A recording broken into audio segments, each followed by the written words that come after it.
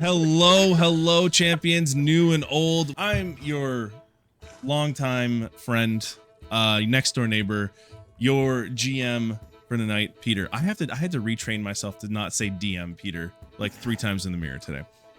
Okay. You did good. I did it. I nailed it. And sometimes, I shouldn't just say things. I should just move on. But anyways, tonight we're playing Daggerheart, y'all. Woo! Daggerheart, take the wheel. Daggerheart, take the wheel. Fears and make it into a game. I hate this. Immediate regret. Actually, I'm just gonna go home. So a lot of us, aka all of us, have not played Daggerheart. No. I've read about it. I've heard about it, I guess. And the rest of them have just literally heard me kind of ramble on about things and explain things right at the top of this call. So tonight is going to be a kind of a Daggerheart 101, if you will. You'll learn about Daggerheart. The team will ask questions about their characters, how to run things, and I will kind of walk through how I'm GMing things as well.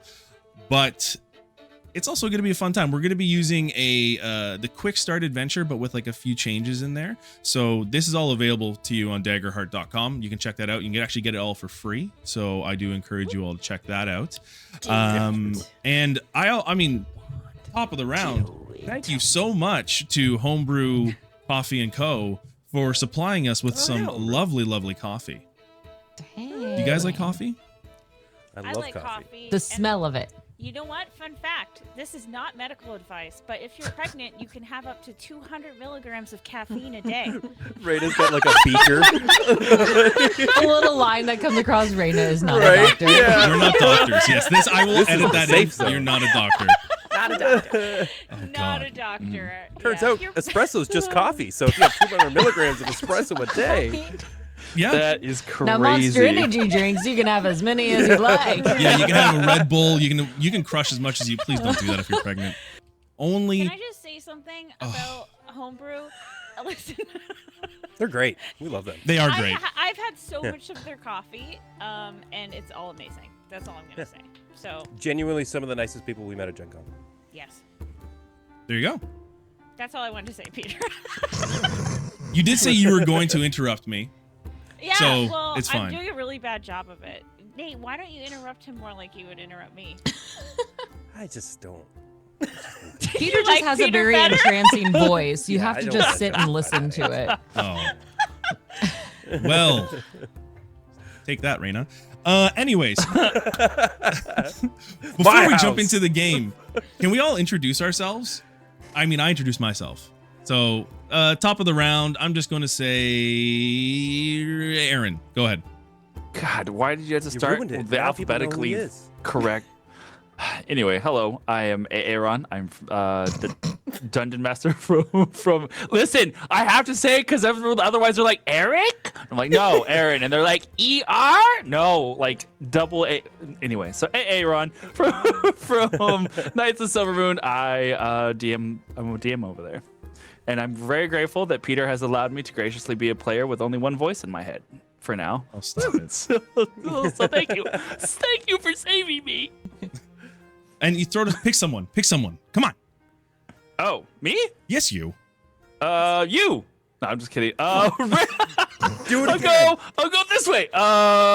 We'll go Rayna. Go for it right now. Oh, hi everybody. This way. This is going so well. I'm Rayna. I'm from Careful Cantrip, where as of Saturday we used to do actual play content, which you can find on YouTube and all the places. But now what we do is we run Patreon games. So if you want to play D&D, get in our Patreon, Careful Cantrip. Also, we're gonna sell dice and dice boxes. It's gonna be so cool. And I'm a forever player who's terrified to GM.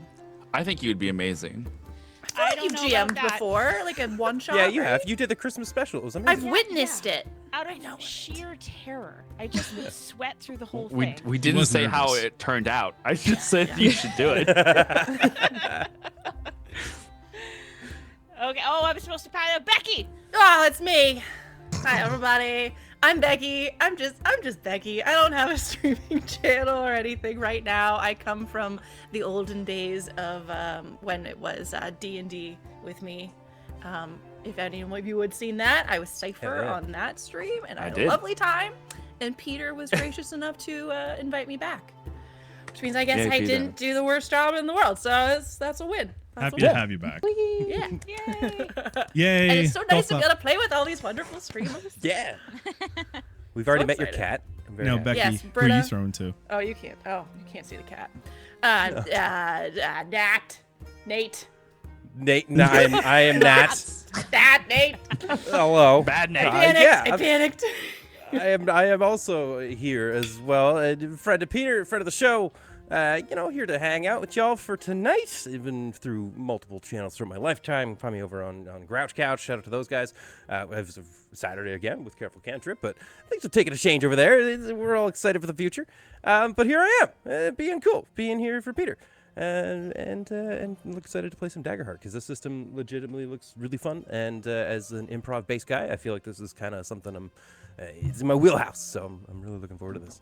And that leaves us best for last. Beck. That's me. I'm Caustic Phoenix, also known as Beck Godsey, the lesser of the Becks at this table. So, gotta take somewhere. But here we are. I'm excited. You can find me on other channels like Fourth Age, if you like Lord of the Rings stuff, or Eden Falls stuff, or if we're over on Unbalanced Encounters. I just kind of pop around in little places where we like to tell good stories, which is why when Peter said, hey, do you want to do some stuff? And I go, fuck yes, because Peter's an awesome person. So, super excited to be here. And yes, I've taken my fiber pills today. Thank you, everyone, for checking in on me. I appreciate it. I don't know the context for that. I'm just really proud of you, even though I don't know the context. So Thank you. it's Yeah, really very proud. good. Yeah. Just Good good to health. eat your Well fiber. Is Yes. it Metamucil or is it a pill? It's a gummy. Oh, Even better. Better. Yeah, Why they're don't they call it orange Metamucil? flavored. Metamucil. Did not do my Duolingo though. Gosh darn it! Come on, guys. Everyone, we gotta just wait. We gotta Yeah, hold on. Hacienda. We gotta pause. Listen, Por patatas. favor. Patatas. Potato. Yeah, we learned that Patatas. yesterday. I remember Yeah, that. it's my favorite word now. How I'm would you not a describe? doctor, but Oh. fiber is really important for people. Yeah. You're not a doctor. Regular. This is Hashtag twice not a tonight that doctor. you've claimed not to be giving medical advice, but proceeds to give medical advice. Dear. Now, everyone, I want you all to center yourselves. We're gonna have a pre-warm-up game. I don't want to be focused. Okay, then It's don't. centered. It's like a physical thing. It's ergonomics. I don't wanna. Okay. I'm doing what Peter says. Folks, listen to me. Daggerheart is a collaborative narrative storytelling game, which means we have to be ready at any moment to drop an emotion, drop a feeling with just a single word, like the best actors out there. Daniel Day-Lewis, That's it. That's the Patrick list. Stewart, Jack Black. Jack Black. Yeah. So I am going to pick a random person. I'm going to give you an emotion. I'm going to give you one word. That one word is Daggerheart. Peter.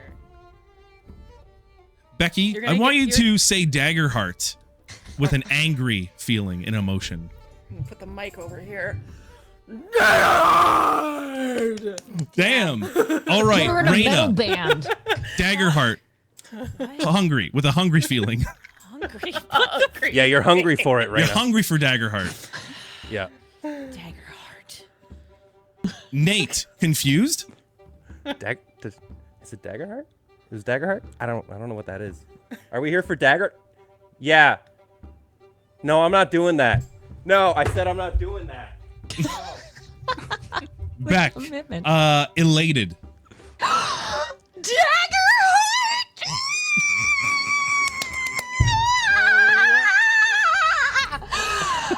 That reminded me of the Goosebumps girl. Remember the meme? Like the like the Goosebumps. Yes. Yes. Aaron.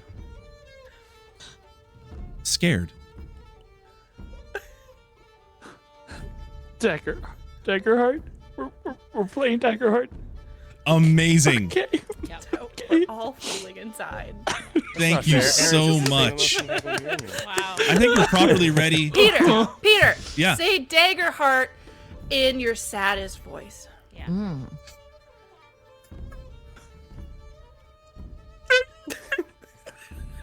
Yeah. And see that? No tears. No real tears. Acting. Oh. Act thought you were beautiful. really Scene. sad. And with that, let's go play Daggerheart. Let's go roll the intro.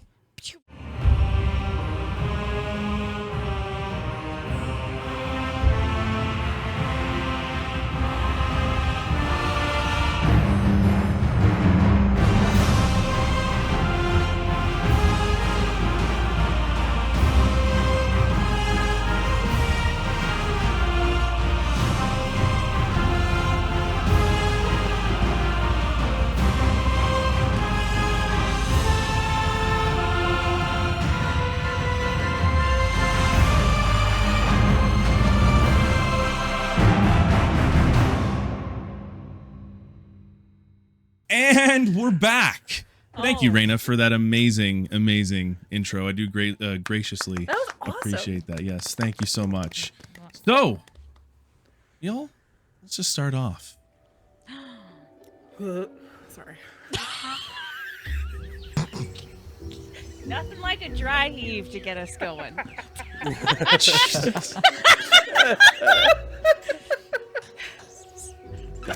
We all good here? Beautiful.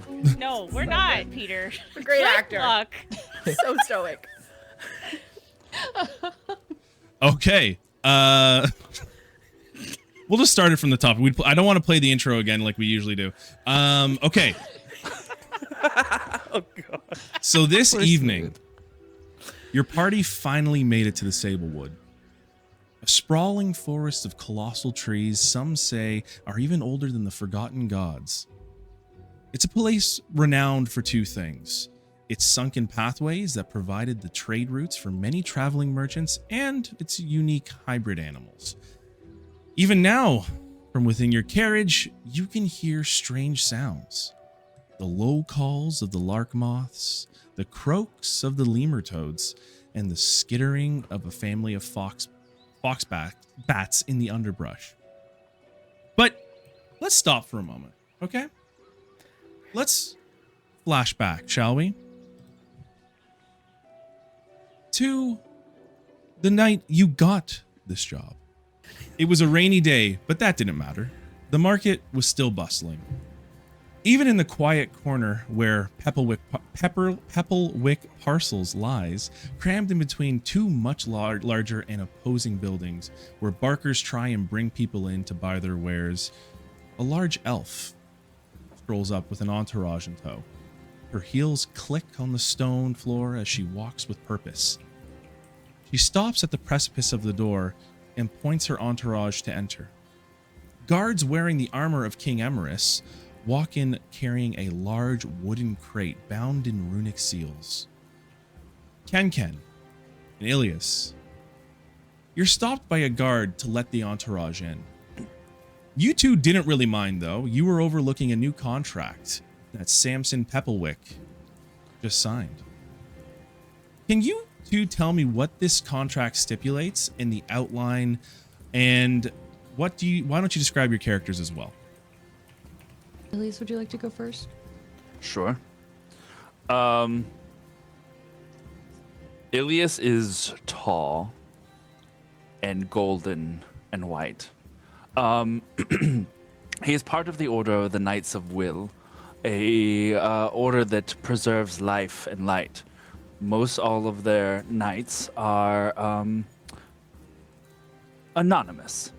They wear masks, much like this one. And excuse me. And part of the enchantment on their mask is that to remain anonymous, they must not be able to hear their voice or make it recognizable. So under most circumstances, it sounds like this.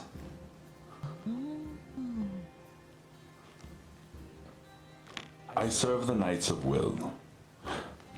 But also, I need money, so I work with Ken. My partnership with Ken has been very profitable as of late.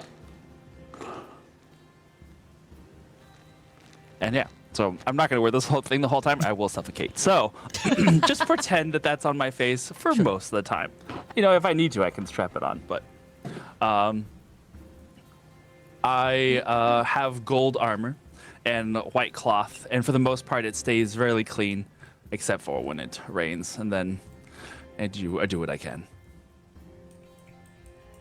Next to Ilios, standing on the chair, still not even coming up to your waist at this height, you see a small little wet-like creature, little toes poking out, bright green with pink speckled dots along her back, a fantastical hat with a wide brim with one side up, and a feather to match just as large and just as vibrantly pink.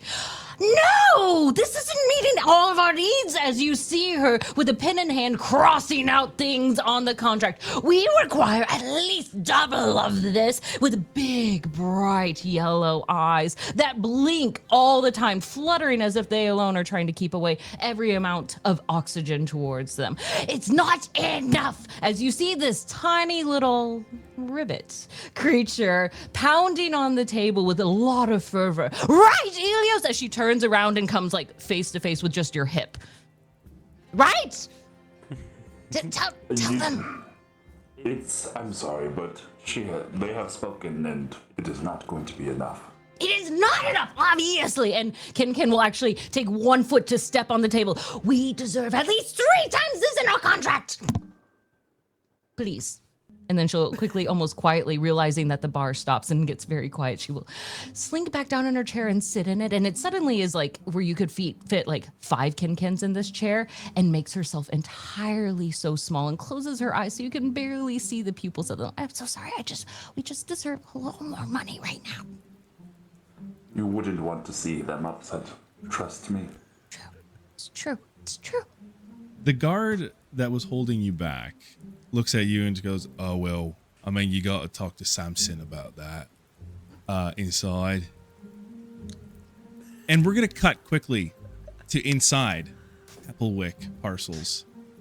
Inside, the entourage is talking with Samson Pepplewick, the owner of Pepplewick Parcels. A gnarled old fawn with ram horns and a long goatee and small glasses. He's hunched over a counter, looking at a map and speaking in hushed tones with the elf woman that just came in.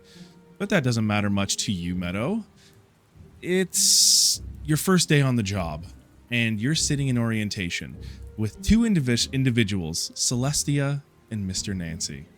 Celestia, Mr. Nancy, what are you teaching Meadow about her first day at Pepplewick Parcels? See, all right, when you're in the cafeteria, right, when you go over and you see the machine on the wall, if you bang on it real hard, like, see, I mean, you really got to come on to it. You bang on it real hard, and then you can get sometimes 2 snicks. Okay, I can do that, yes. Now, what if I'm not hungry, though? Like, do I have to You still get the snacks. You don't say no to him. You bring them to Mr. Nancy. Gotcha. Mr. Nancy reimburses you with cigarettes. What if I don't like cigarettes? Do I just give those back to you as well? Don't like cigarettes. Well, no, I got nothing for you. I got that bottle of booze that you liked last night, so, like, you must... I know you like booze, and I know you like cigarettes, and so you can just have all of them. All right. Okay. Maybe this orientation be working out after all. You seem to really know what you're doing. You stick with Mr. Nancy, and he's been around the sea a few times. He's seen a few things, and you'll need to learn a couple things yourself, unlike this one over here. You look very familiar, and I saying to Celeste, you look... I feel like I've known you from somewhere before. She's has just been standing there with her eyes closed in full meditation. And she'll sort of wake herself out. Well, a lot of people know who I am, so that could be why. Right. I'm gonna have to think on that. You seem very familiar. I'm quite famous, or at least I'm trying to be. Do you, like, ever tell people things about their lives? Oh yes, I deal in sage and spirits. Would you like me to tell you something about your life? I would really prefer you didn't. I think you've already told me some things about my life that I have been stressed about a little bit. Yeah. Yeah, about the thing with the giant thumb. No, that's a different thing. I told you that in confidence. Right. Sorry about that. Sorry, I didn't not mean to with bring the- that up again. But maybe the thing with the the goat in the dream that you told her that one time. I still don't understand it, but So you're weird. Why don't one of you start describing what your character looks like for us? I guess as you kind of see it, Mr. Nancy, an elderly man, his mid-50s, early 60s kind of situation. Very seasoned. You could sort of see it in their face, the cracks, the lines, the years of travel. But also, you notice that they are quite massive. Mr. Nancy stands a solid 7 foot plus tall. And wears a giant longshoreman's coat that you kind of see come down over his thing. You wonder who the hell makes one that big. Somehow he found it. But yeah, he's a man of the salt. But at the back of him, you do sort of notice that there's, I guess you could say, like a little tiny lump in between his shoulder blades. Kind of off-putting. But that's Mr. Nancy. Off-putting lump. Okay. So with Meadow, they are also quite tall. They're like about 5'11"-ish feet tall. They have these very large, very feathery, very layered set of wings that have these like gold tips on them and everything. And their skin is a little bit green, just like a gentle sage green. They have a full head of stupidly large ringlets, and that has like, it's white with gold and green in it, and they have dark green freckles. And they're not young, they're like, 30s, 40s in that age group. And they have these tiny little feathered moth antennas that come up from their head as well. And they're wearing very kind of elaborate flowy robes with lots of layers and like a belt that has way too many pockets on it. And yeah, and it's just, they just like to look shimmery and vibrant and green, and they're also very lanky. That's another important thing. Their arms and legs look a little bit too long for their torso. Yeah. Nice. Celestia is we'll call it 5'6" or 7, and she is an Infernus, Inferni, I think. Infernus, I don't know. Infernus. Yeah. Inferni, there's multiple. She's only one, so she's got blue skin, and she's got like that anime like dark hair that's like so black it's actually blue. Yeah. Yep. See, we all immediately knew. Yes. And she's got like dark blue, dark black horns, and she's got gold sort of like gold eyeliner. She's got gold crystals and gold jewelry and doodads all in her horns and throughout her hair. She's got lots of gold necklaces, gold bracelets, and her clothes are of like so many different like layers. She's got like a I was gonna say crop top. That's not the word I'm looking for. I don't know. Whatever. Halter like, top. Straps and like you can see her arms. An off the shoulder number. Yeah, like she's very comfortable in her body and showing it off, and and she's got like a skirt with like lots of different layers, and again like doodads, like little gold baubles and stuff, and she's also got like star runes on her hands. Oh, and gold eyes. Very nice. Thank you. As the training goes on, you can see a rather perturbed Ribbit and a human, a masked human walk in, but not before Samson looks over and kind of just waves his hand and says, put down the training, come on over here if you don't mind. You can see the elf. This elf is very dressed very regally. Almost the look she is giving is that she doesn't have enough time to be here, nor does she care to be here. As you begin to move over towards Samson, Samson speaks up and says, this is Marlowe Fairwind. And she butts in and immediately goes, the right hand of King Emerus. Good day. Good day. Looks like he's got both hands to me. Kin immediately bends, almost folds herself to where her nose hits her knees in bowing. Yes, it's lovely. As you can see, I am very busy today. And Samson, she looks back to Samson. Samson nods. Samson's told me you're the best that we have, and I'm assuming you two are the contracted hires for this? Do the intro song. Do the tune. Oh, right.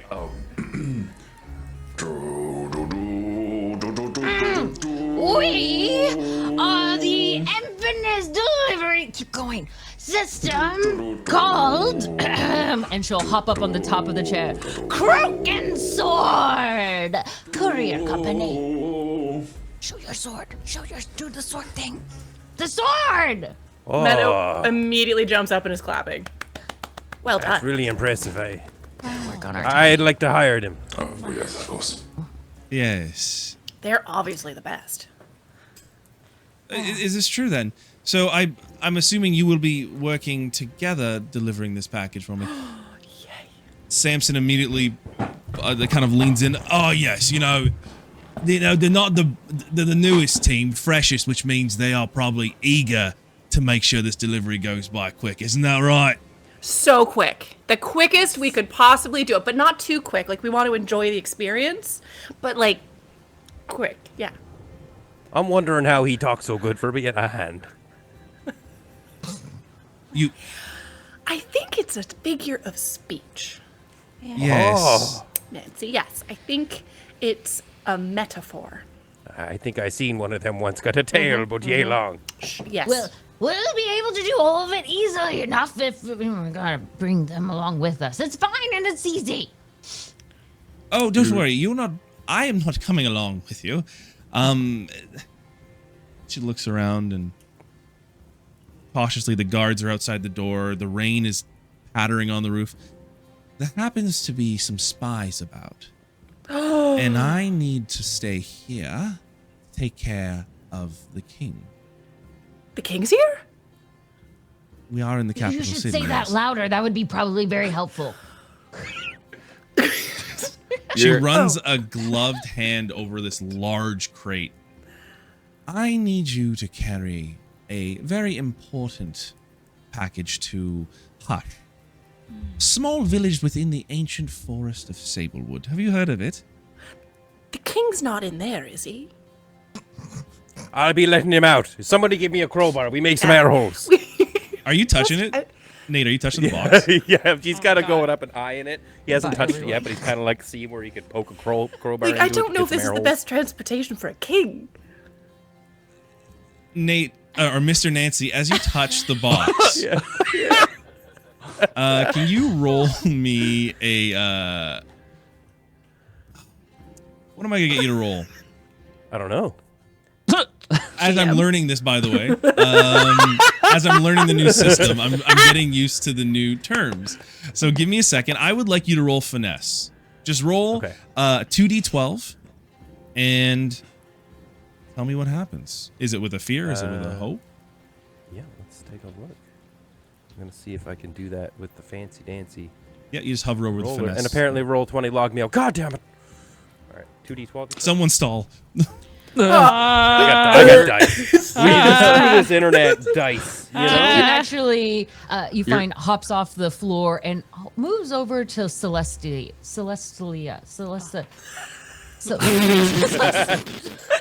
The words are very tiny. I'm trying to read them. Celestia. Celestia. Or Cece for short. You sound like you got pebbles in your mouth. Just actually feel their letters. We can't all have names like Ken, okay?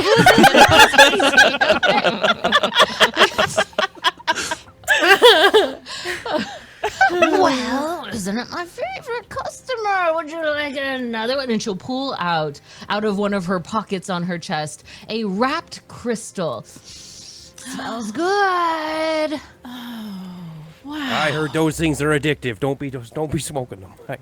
Addictive. addictive. They're not addictive. They only present good vibes and energy.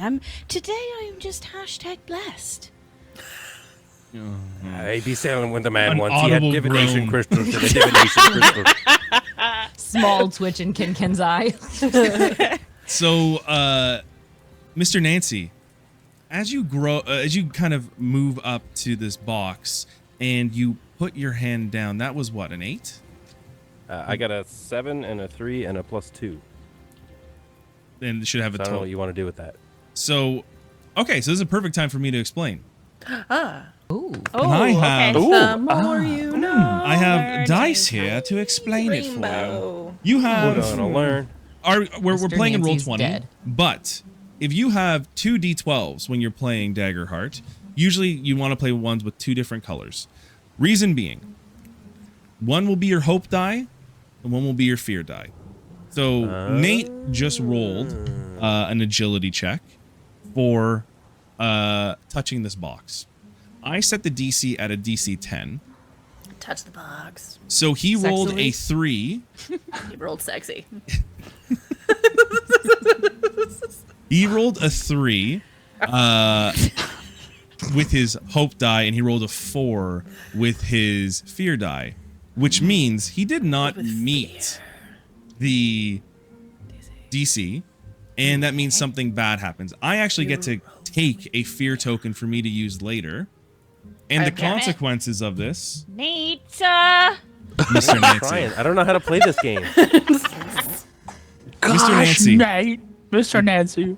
Place your hand onto the box and you feel like a thrumming, just a, and you almost like an electric jolt, just poof, and you fly back and hit the counter behind you, knocked completely on your ass.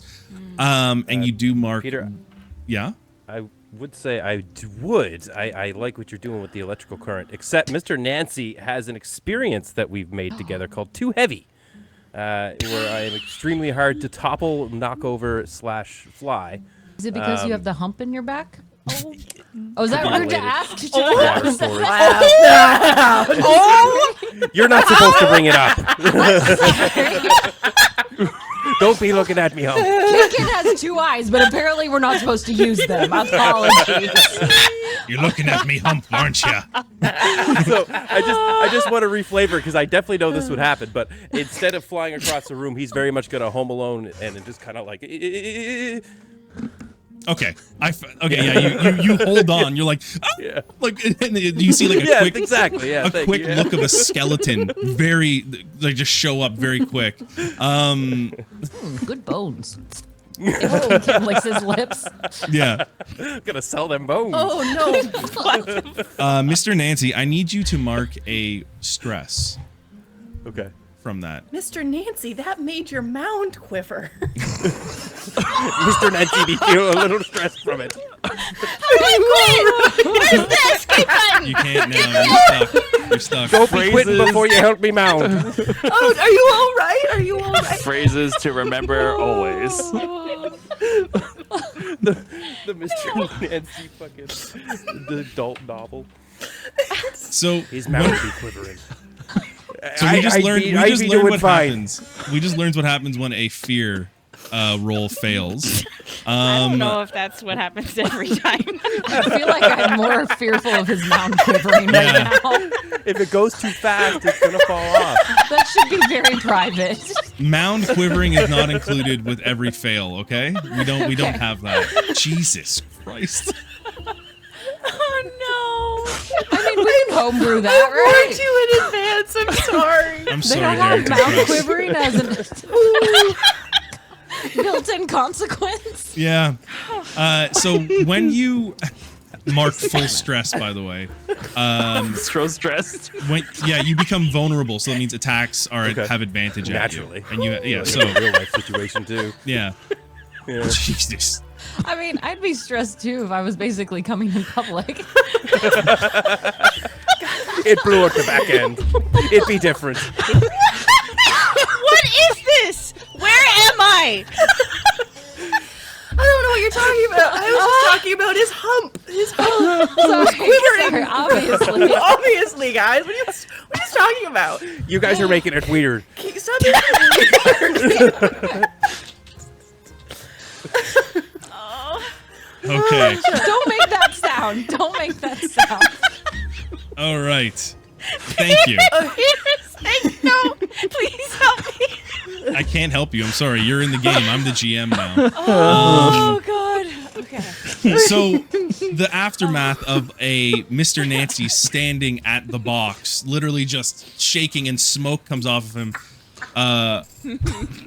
Marlo Fairwind looks by and goes, "Yes, it does that without proper admittance." So, this crate needs to go to the Whitefire Arcanist. I believe Samson will be the one who can help you load this up into a cart, and you see Samson just, yes, yeah, of course, no problem, we can get that taken care of. Is there any questions before you take off then? So it's not the king. Good to know. Good to know. No. Don't touch it. Okay. As you look back, you see Mr. Nancy going to punch it, and he's like, No. Can it be shaken? I mean, once you accept the contract that has been provided by myself, you will be allowed and permitted to touch said crate. But can we shake it? Yeah, you could shake it. Can we flip it upside down? No. Okay. Okay. You're not gonna tell us what's in it, are you? It's a secret. It's a secret. I mean, are you the Whitefire Arcanist? Not today. That answers your question. Oh, right then. Oh, I do have a question though. Yes. Not that I want to ever need direction or use maps, but for the expediency of this journey. That's a big word for her. I think they be casting spells. I can literally hear you. I can hear you. Stay back, witch. I'm not a witch. I am a soulfluencer. He's just gonna move out of the reach of your hand. Yes. So anyways, what I was saying is I'm hoping that there's some sort of map that the others could use, because I, of course, don't need it. But the others, I feel like, could benefit from that, so that we could just, follow the map to wherever we need to go. Ilias here, and you feel the tiny little frog fingers grab yours and pulling you forward. Knows everything like the back of his mask. It's true, I do. Yes. Okay. I do love maps, though. Like, if you had a map. Like, okay, we're not going to take a map. Samson just As a collector's item. I have a map right here, if you need Great. that. You're so prepared, Samson. I'm so glad to be your new employee. This is going to be such a great working relationship. I like the way you act. A little bit more joie de vivre, as the dwarves Sure. would say. What does that mean? I don't think the dwarves I've met said that, but sure, yeah. I would like to say that you're going to notice that Ilias has tried to have as much distance between him and Celestia as possible, and having been pulled closer, he is now kind of awkwardly doing the dog thing that's like looking another direction, or like away. Pay attention. Right. So here is the contract. If you could please sign. I believe Samson has provided you with all. Yes, we will be providing them with everything we need for the carts, food, drink, and enough for a day's travel to Hush.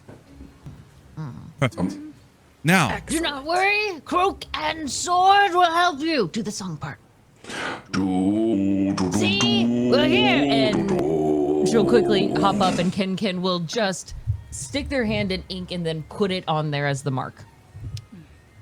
And then we'll also have these people with us. Right. Won't regret it.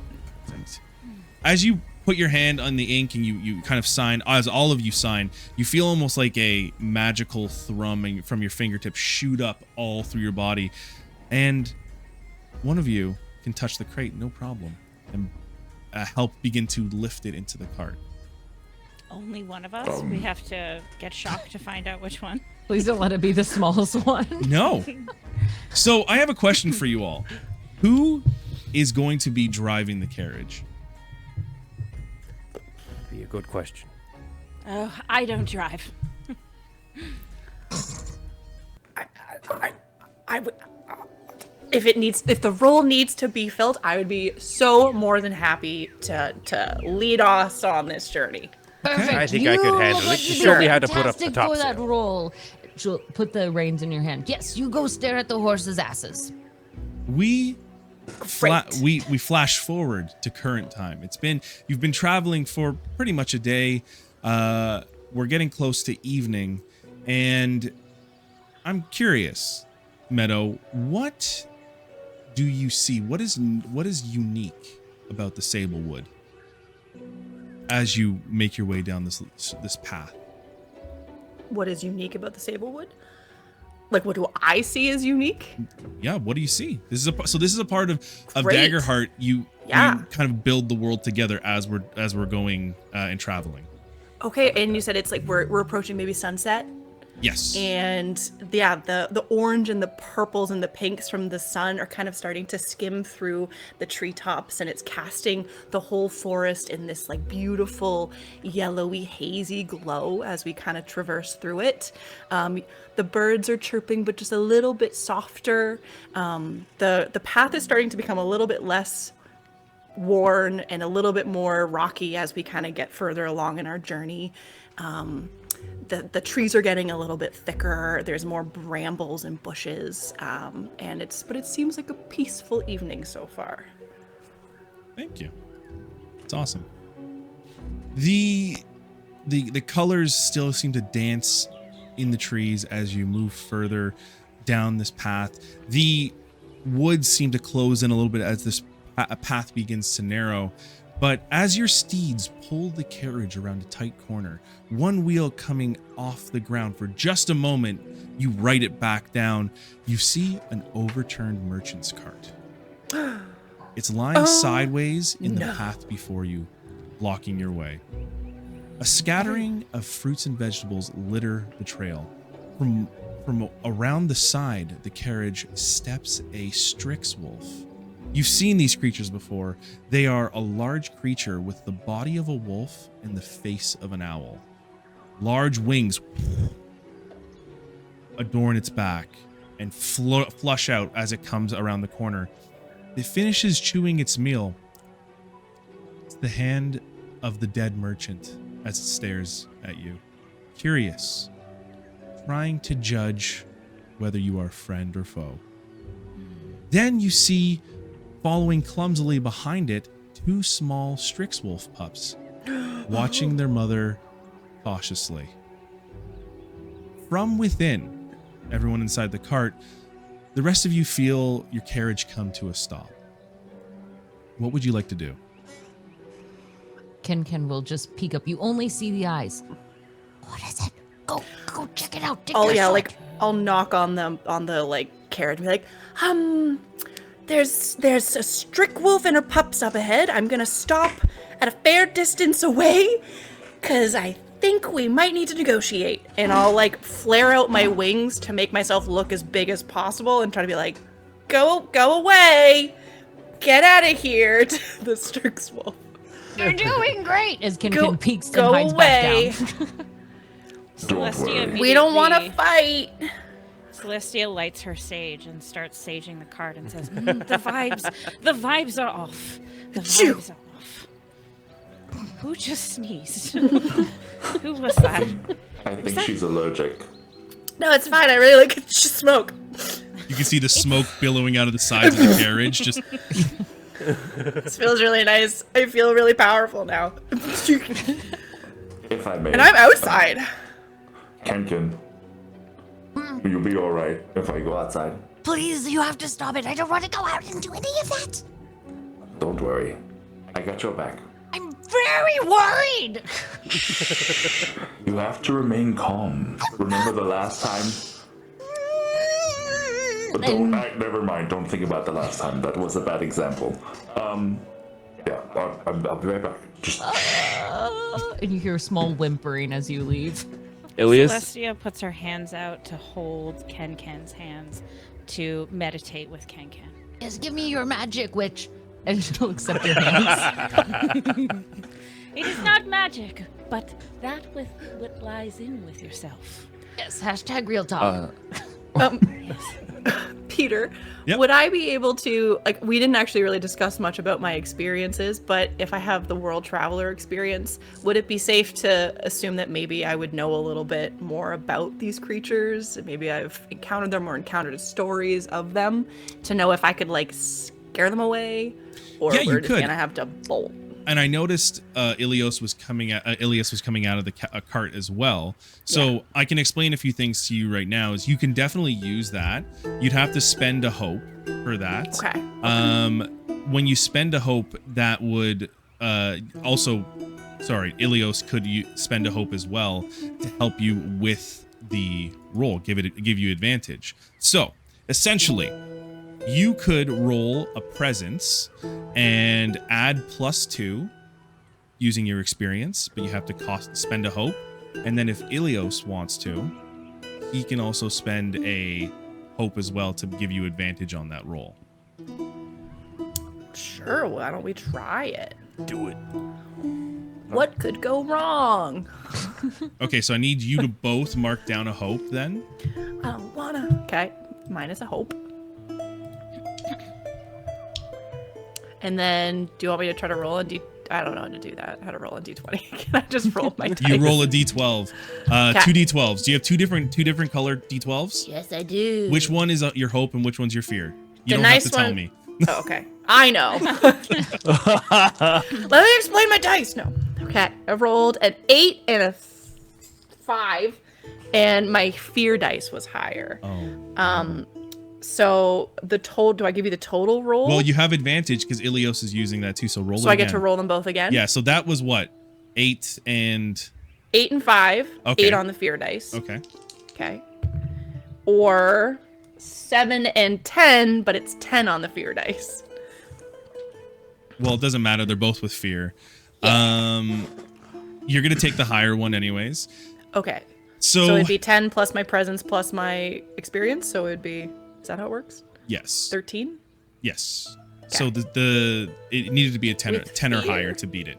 So even though you rolled with fear, I do gain a fear point as well, which is I can use at a later moment as well. Thank you for that. Damn it. Come on, guys.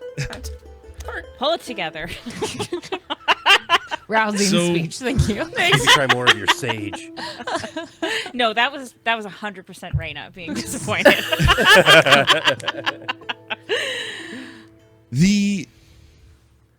So what happens with the success of the fears? You see the Strixwolf kind of do like a low growl, but also like an owl's quick hoot, and the pups jump onto the back of the Strixwolf. The Strixwolf flies up into a local tree and sits on the branch. The branch cracks a little bit. It's watching you, but it's not taking off far away. Okay. Great. Peter, looking at the Strixwolf, does it look like there were signs of a struggle with it? Does it have any injuries? I'm trying to determine if it was the wolf that ate the tipped over card or if it just happened to scavenge upon it. This is a great time to ask, my friend. Why don't Great you question. take a look? Just roll a knowledge for me. Knowledge. Knowledge. You know what that is? Knowledge. Beautiful pasta if you'll do it al dente. Okay. I have a +0 and Wait, or did you roll your d12? yeah. It was a 7. What was the higher number? Ah. I dropped a dice on the It's ground. okay. Re-roll it. Re-roll it. Fresh rolls. I got it. It's not going well. I'm bleeding down. What are you doing in there? Are you underneath your table? Somewhere below me. And I don't know where it is. Oh no. Hang on a second. Did you log out of Roll20 again?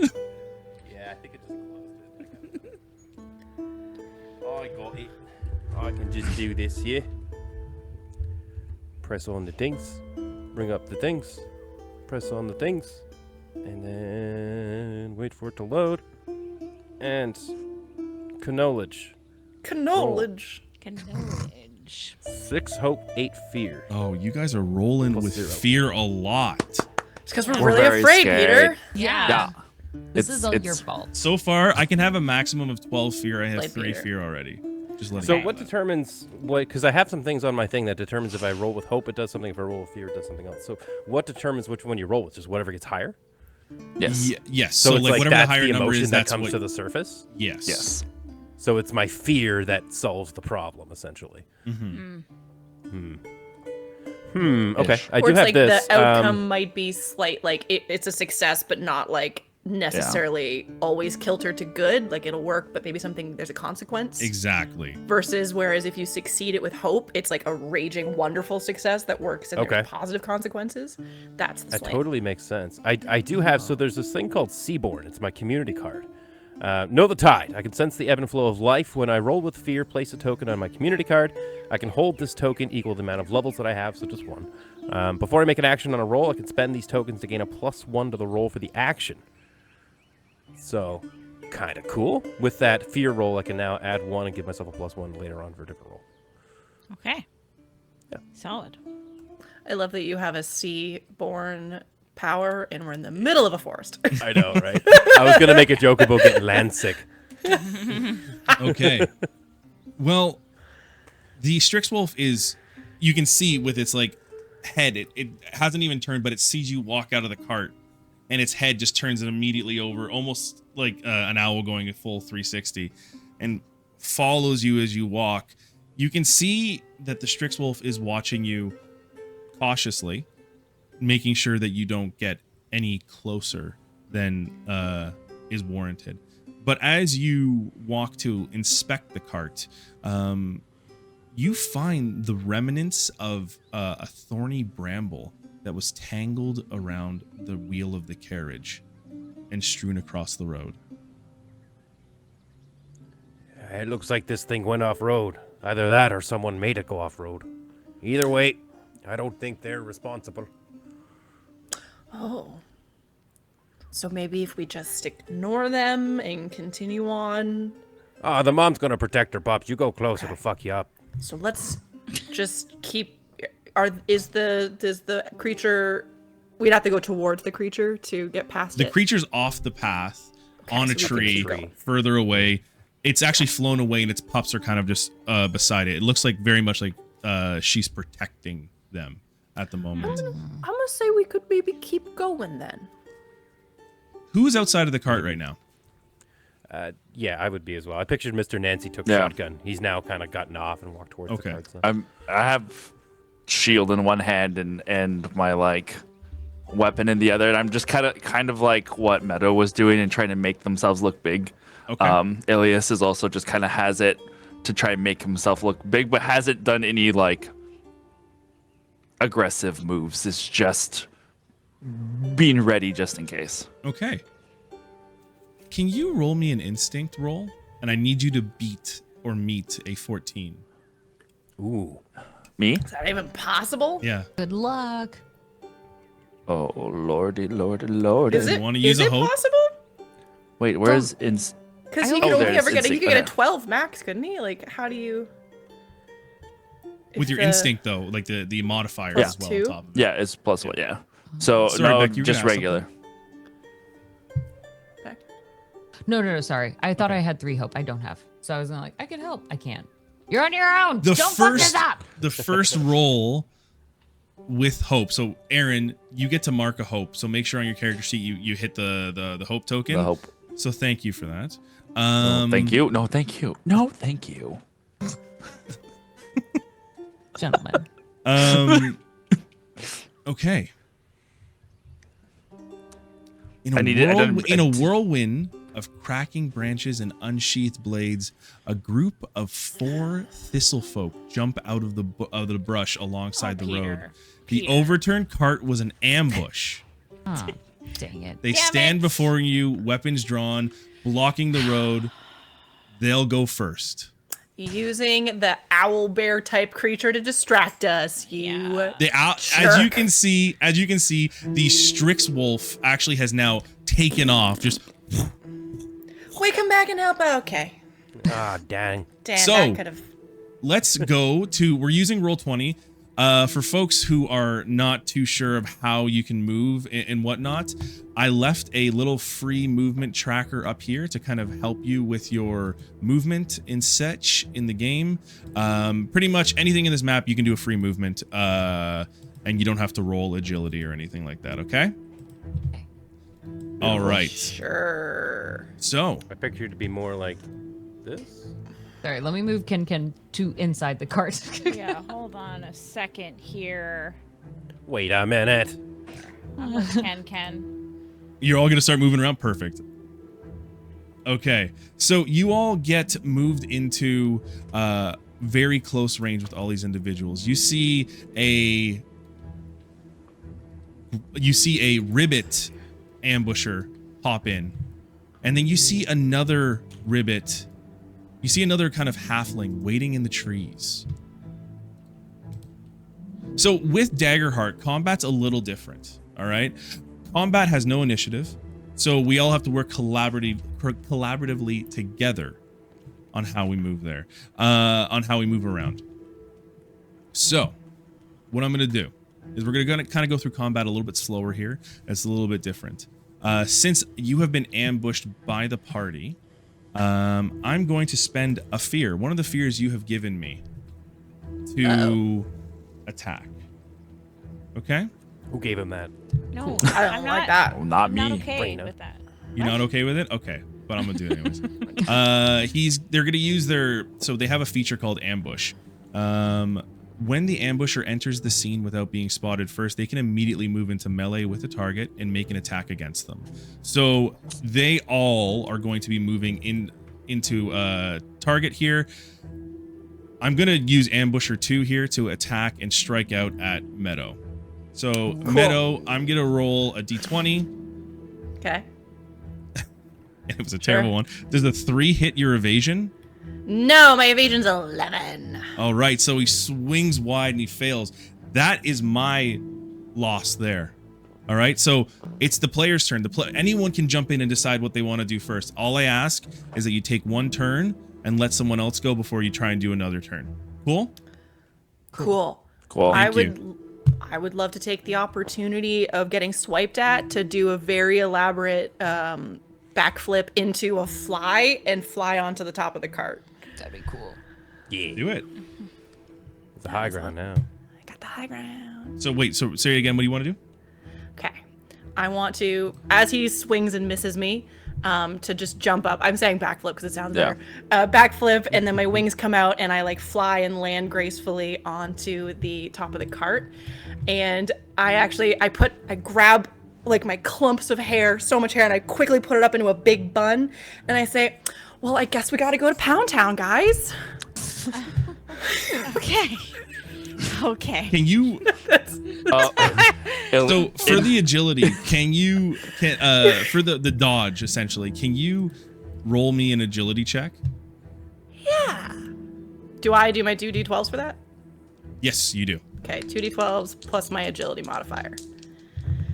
Oh god, I need to switch my fear dice. So that is. Do I give you the higher number? It's a fear. No, of roll 10. add both the numbers up.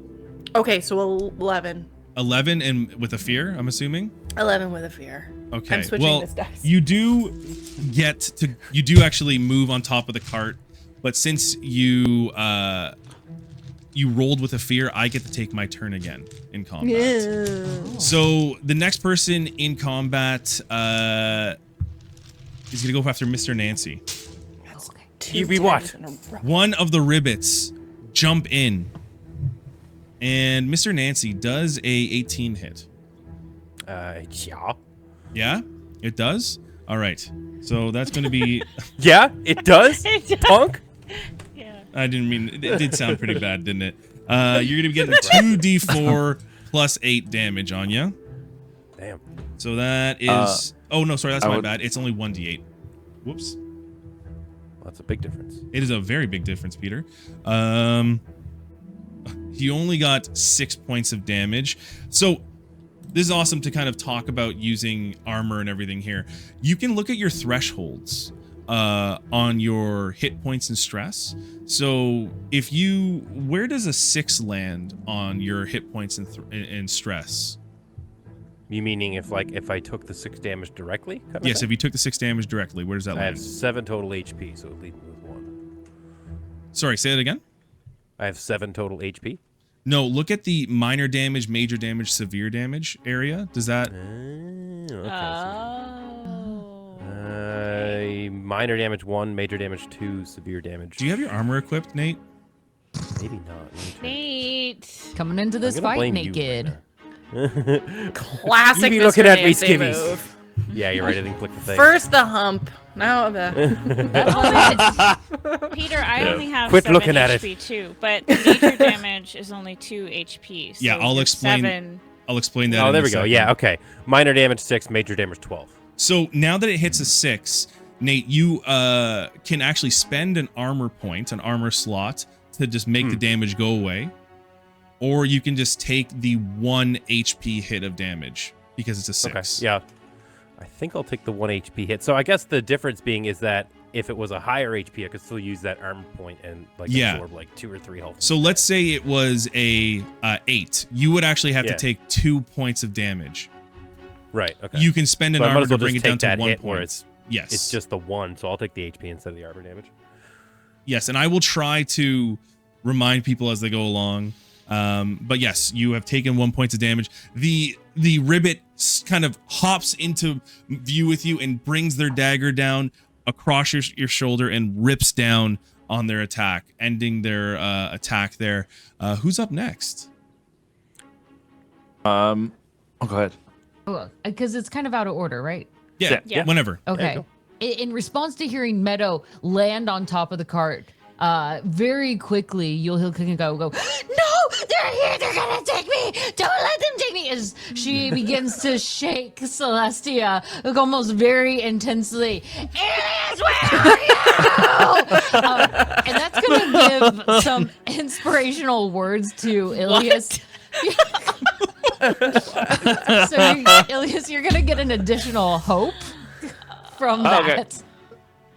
So I'm assuming you moved to I- Ilios's range, right? Or is it within very far? It's a speech.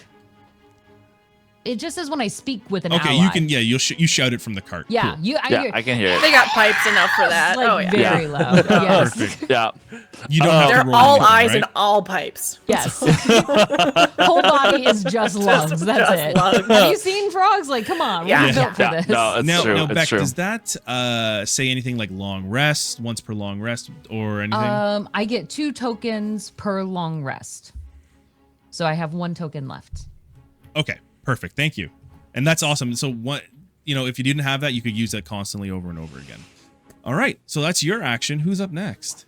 I will say that as I see this creature strike out at Meadow, and then Meadow leaps back, and then I'm trying when she says the quip about going to Pound Town, I just shake my head as my mind is just going like, what in is happening? And then I hear Ken scream from inside the thing, and it kind of wakes me up from my thoughts as I'm just like, Yes.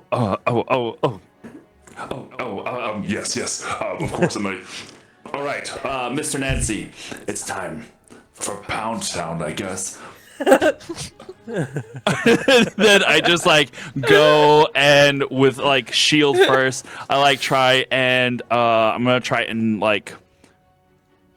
push forward and then whack with my hallowed axe at the creature that just struck him. I love it. Roll your d12s and see if it hits, Okay, and add your attack for it as well. And add my what? Add your attack, the modifier that is on the. Oh, yes. So that is a critical, as I got 2 8s. Oh, that's our first critical. Amazing. Just Amazing. casual critical. Casual crit.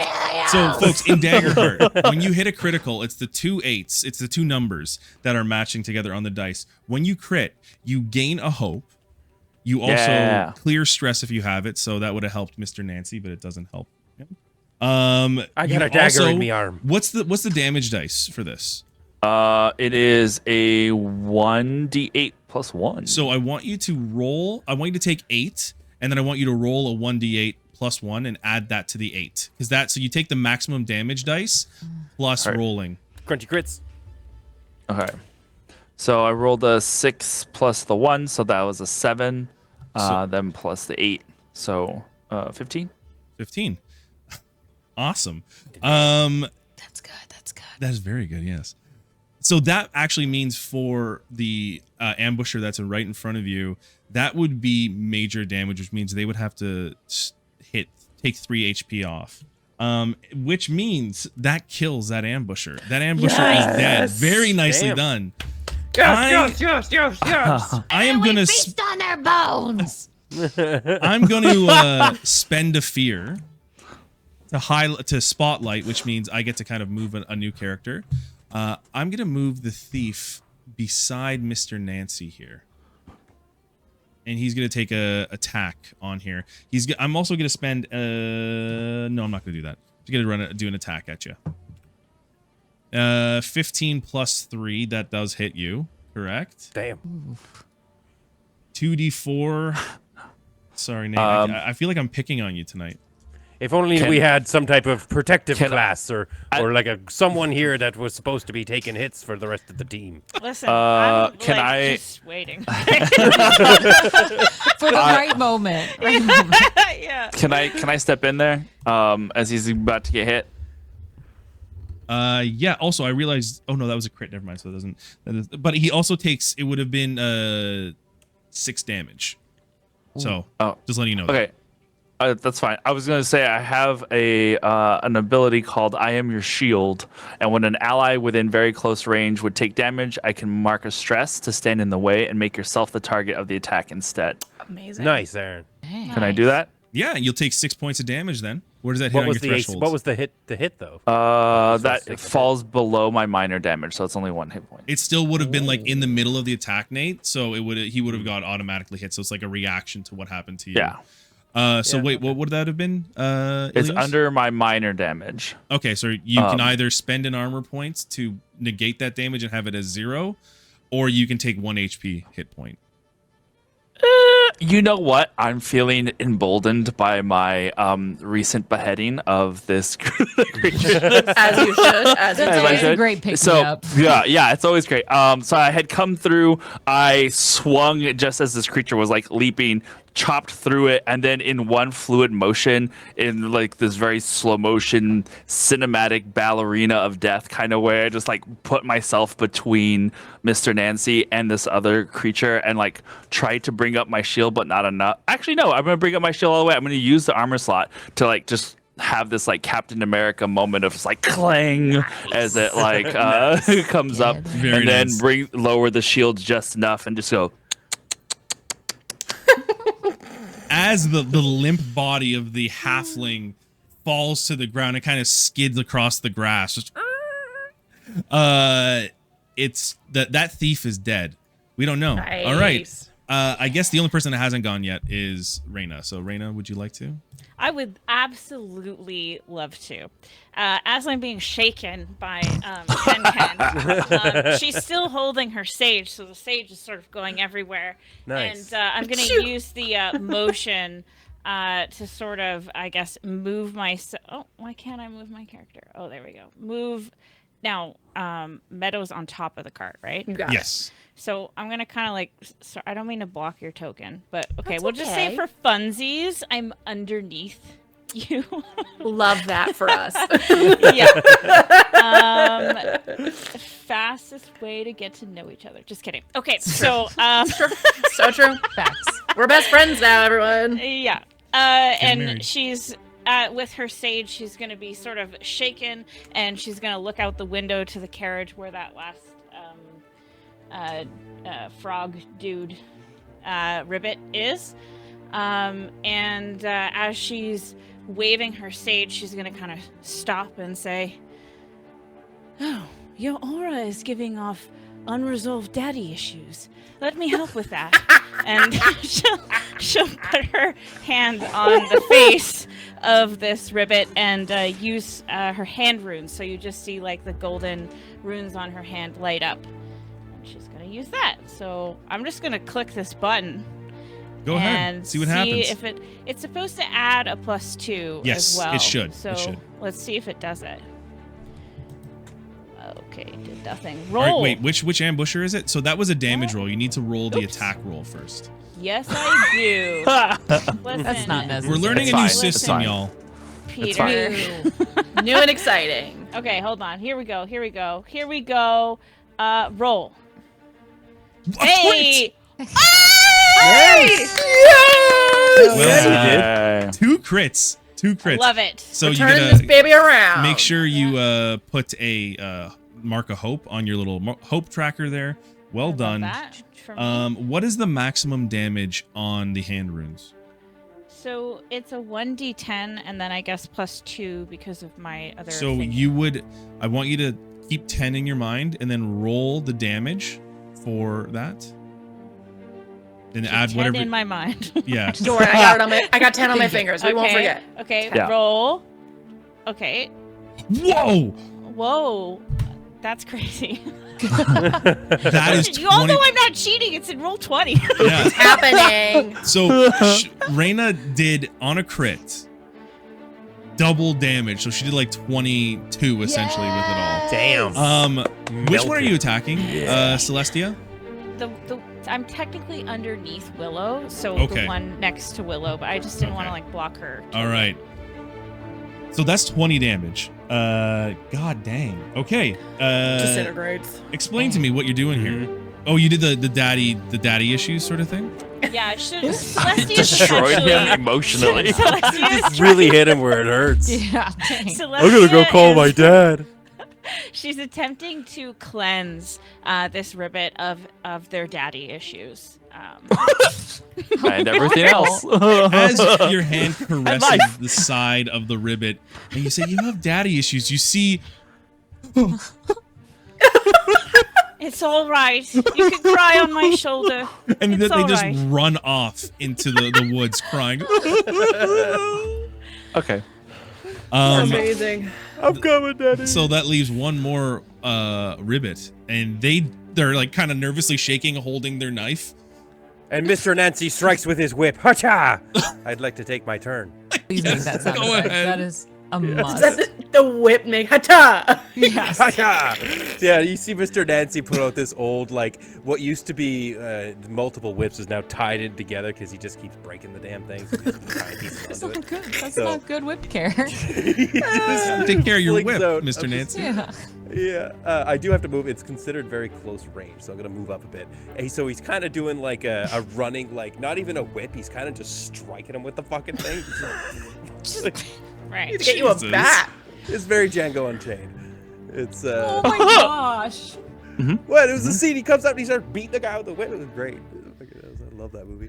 Anyway, so we're gonna go ahead and do an attack. So I was looking. Maybe you can answer this question, Peter. Yeah. Very rogue-like features. I can hide. I can be cloaked. I can do advantage from being cloaked. How do I hide? Does it take an action? That would be an action to hide. Yes. It is a full. So okay. All right. Yeah. Fair enough. All right. So we're just gonna go for the attack in that sense because I ain't got no 2 turns to deal with that crap. Let's go ahead. And we will attack Attack. with a 5 hope, 11 fear with a +1. Oh. So roll So that. 17 total with fear. Roll that sweet attack for me. Oh yeah, let's do it. That one's fancy. 0? 4. 4? 4. 4. You just rolled that? Is yes. this a question? You gotta roll. It's in red. I don't know why it's red. It seems No, very that's the mad at me, but damage. it's That's the 4. damage, Nate. Okay. What did you want me to do? I did For the attack, you just got to roll. You have to select the. Oh gosh. Just roll to. Wait, rune or wait, Celestia. Tell us how you did the hand runes because I haven't been able to dive into I- it. How'd you roll the I damage? clicked the attack. That's the one that we got the last roll there. There's an attack roll. And there's, oh, you're right. There's one. Just do like Nate. It should say like your instinct or whatever you used to attack with. Yeah, I did that. It's rolling it on the thing, but it's not putting it into the chat. Okay, well, what was that?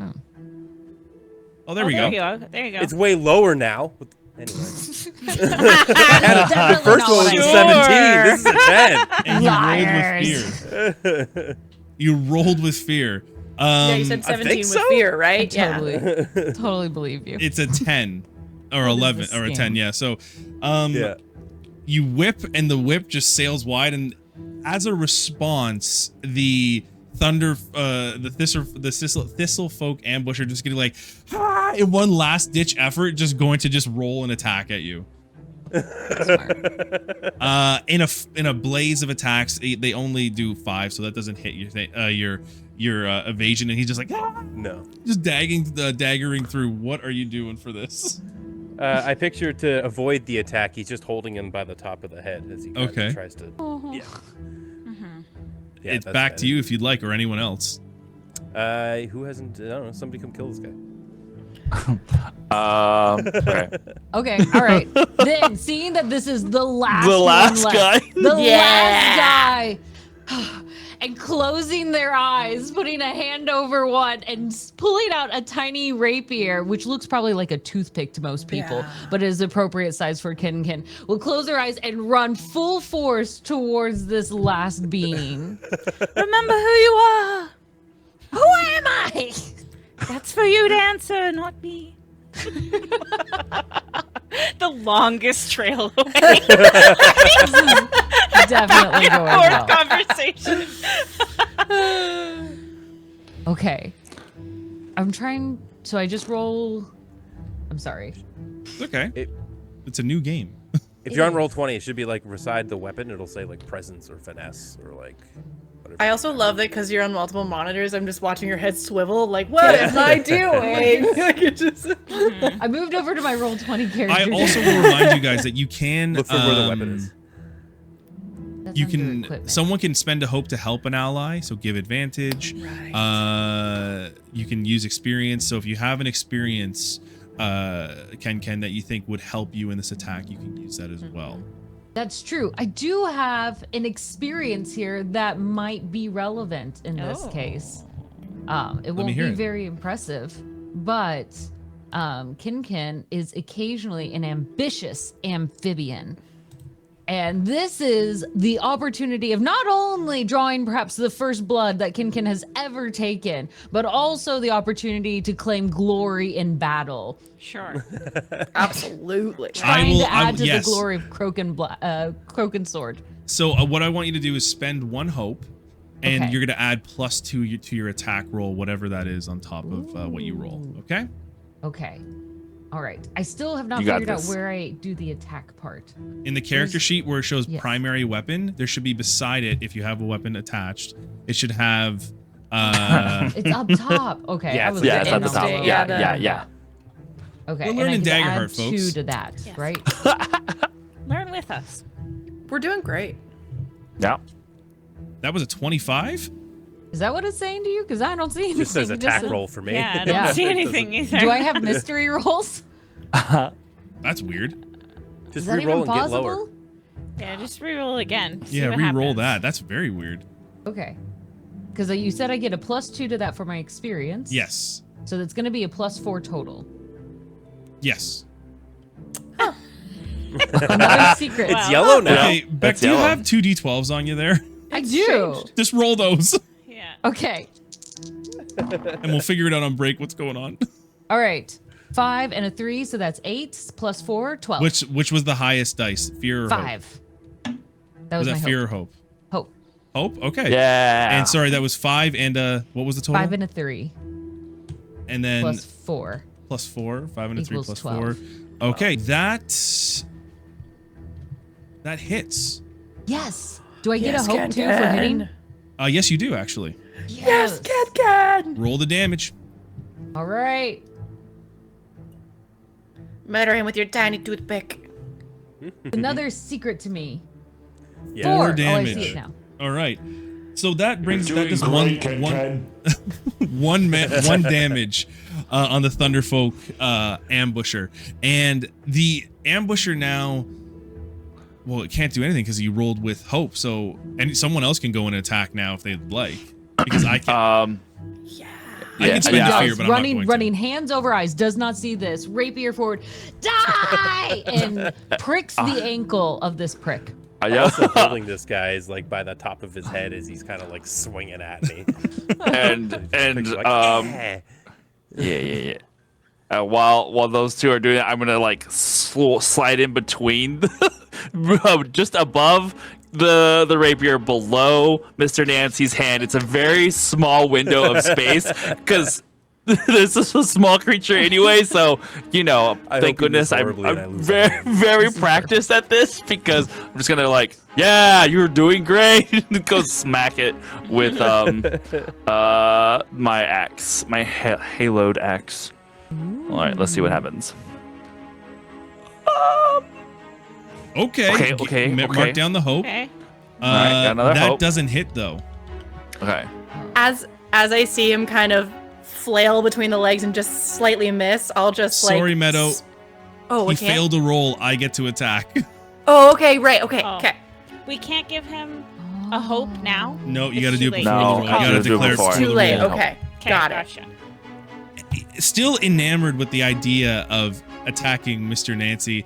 The ribbit after getting like stabbed in the side by a little toothpick, they lunge out with their dagger to go and attack at Mr. Nancy, but that once again was a 5, does not hit. Back to whoever wants to do whatever they would like there. You got to be taller to hit me. Haha. I'll just Okay. Oh, go Well, ahead. Go ahead. You go. I'll try and I have a big staff and I'll just crack it on the top of the carriage, and this like beam of green kind of like caustic pollen kind of shoots towards the tiny frog, and we'll see what happens. Okay. Trying to aim between 3 bodies. In a smaller window. Now, can I hold on? Can Yeah. I, before Meadow goes, can I give Meadow some like inspirational words to give her a hope, Yes, so she mark a has hope. advantage? Mark a hope. Okay. So Celestia will peek her head out the window and she'll say, Meadow, don't forget, we came, I saged, and we realign the chakras. And yeah, so inspired. Just very unsure about that. You said I got advantage, so I get to roll the d12s twice? Yes. Okay. And I'm adding, for my dual staff, a +2 on the instinct. Okay, remember, tell me what the first roll is, if with hope or fear. Oh my god, Peter, it's a crit! It's a crit! I don't have my phone to show you! It's crit 12s! Do you trust me? I trust you. I believe you. I believe you. Picture. Okay. You got double 12s? Clear stress, gain a hope if you haven't already, and highest damage on the dice, and then roll the damage to add to that high damage. So I have 12. So it's 12 on the die. Thank you. No. What's the staff? What's the highest damage on the My staff? highest on my staff is 1d6 +3. So it's a d6. Oh, 6. Add 6 to whatever you roll. Okay. And I'm rolling the d12 still for damage, or I'm just rolling what for damage? What? No, Just roll the D6? damage dice, the d6, yeah, and then D6. add the +3. Okay, I would also like to do Unleash Chaos. So while I do it, I'm gonna use a token, and it allows me to roll it a d10, and I get to deal that damage extra. On a success, roll number of d10s equal to the token. So I use 1 token, so it's 1d10, and you said I got max damage because I rolled a crit? Yeah. Yep. So it would be 6 plus 3 whatever else. plus 10. Yeah. So 19 points of damage? All right. Yep. What? With a We stick. did it! Meadow, can you tell us how you vanquish this foe? Yeah, so they slam their staff on top, hearing Celestia's words of affirmation, but also they're confusing me. It's tickling a memory. Her voice is tickling a memory from the past that's making me unsure. And as I slam my staff down, and this ball of like caustic, poisonous pollen shoots out of it. I look surprised as it seems to like undulate and grow and shoot out at this tiny frog. And it kind of blows me back a little bit, and my wings have to kind of catch me. Nice. And as the pollen and the poisonous pollen hits the ribbit, they kind of, you see them start to slowly shrink, where almost like a raisin in the sun, just and they just fall to the ground. And I go very pale at what I just witnessed happen. I was like, congratulations, y'all. Ken will unveil their eyes. I did it! You did so good, Ken. Ken, the greatest! Pick me up as she looks over to Ilios. Uppies. So we are fresh off the attack in the Sablewood. It's evening. It is lower. The sun is starting to lull in the sky and head to a sunset. Now we're gonna go into a montage from the attack to the town in hush. What are you all doing during this time in the cart? And I'm assuming Meadow is continually guiding the cart as well. Yeah, I'd like to throw out when the suffering the horrific dagger attack to his coat. Mr. Nancy is now, as they climbed aboard the cart, is shaking it off. He's now using it as a pillow below him, exposing his very masculine fairy wings. So, What do they look like? Any other adjectives you want to throw out there? Wait, strong. what? You know, They got mud. Do they have mud flaps? no, they got truck nuts on them. There we go. That did it. That did it. No, they're actually, compared to the size of his body, super tiny. He's very awkward. He's very sensitive about it. Please don't bring it up. What kind of wings are they? Like, what do they look like? Very pixie-like. I picture them very, very, very fairy tale-esque. Very round. Yeah, Or yeah. pointed, He's They got very strong, strong, powerful, sturdy wings. skull and crossbones. Definitely. Yeah, exactly. Thinnest tissue paper. You like chromed them or something. Yeah, right. Yeah, they got a lift kit on it. My good sir, have you heard of bedazzling? You mean put jewels in it? But yeah, besides that, where I'm hanging out, where Nancy's riding shotgun, hanging out with Meadow as they kind of guide the cart along. In the back, Ken would be offering a huge show of retelling of the story that the battle just won. And then, out of nowhere, they popped out, and I bravely hopped across from one to another, slashing and taking them out. It was absolutely magical. Obviously, this is a very only Ken's perspective of the story that happened, but regaling as much as he can, using even Ilias's fingers to help play up like the winner character. Yeah. Whoosh. 36 bandits there was. Whoosh. do that part again with the slow motion when the blades just barely miss you. It's very good. That's amazing. That was quite nice. Ken, I've wanted to say something to you that's been sort of weighing on my soul. And potentially yours. There's a slight side eye from Ken. And we'll kind of in fearful of this situation, we'll crawl up and hide behind Ilias's shoulder and just have the head sitting there. What? Well, earlier when we were meditating, and then when I saged, I felt something in your aura. Yeah, it was the shaking part. The shaking part was quite annoying, but it's all right. Yeah, I wish you weren't so afraid in that moment, because then we probably would have handled it so much better. I have questions, but I will save them. I've noticed something about you, and I think your third chakra, it seems to be out of alignment. And that's the one for personal power or or it could be digestion. Either way, you're probably not pooping right lately. Do ribbits poop?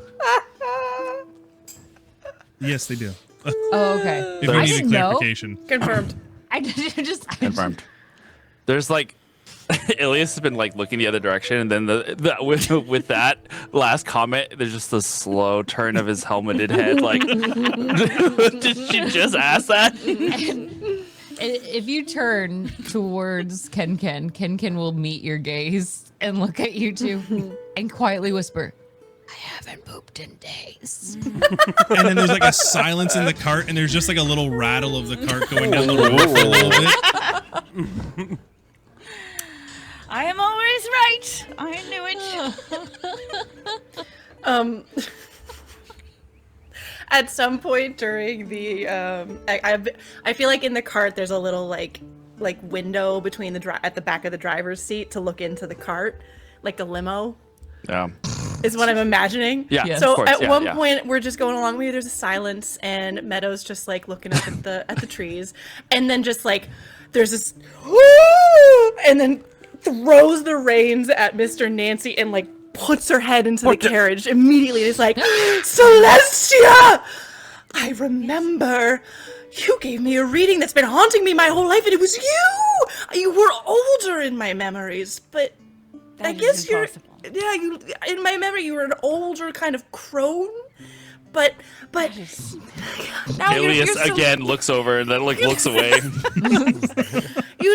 you gave me you read my soul, and you told me the forest will consume you, and to this day I don't know what that means.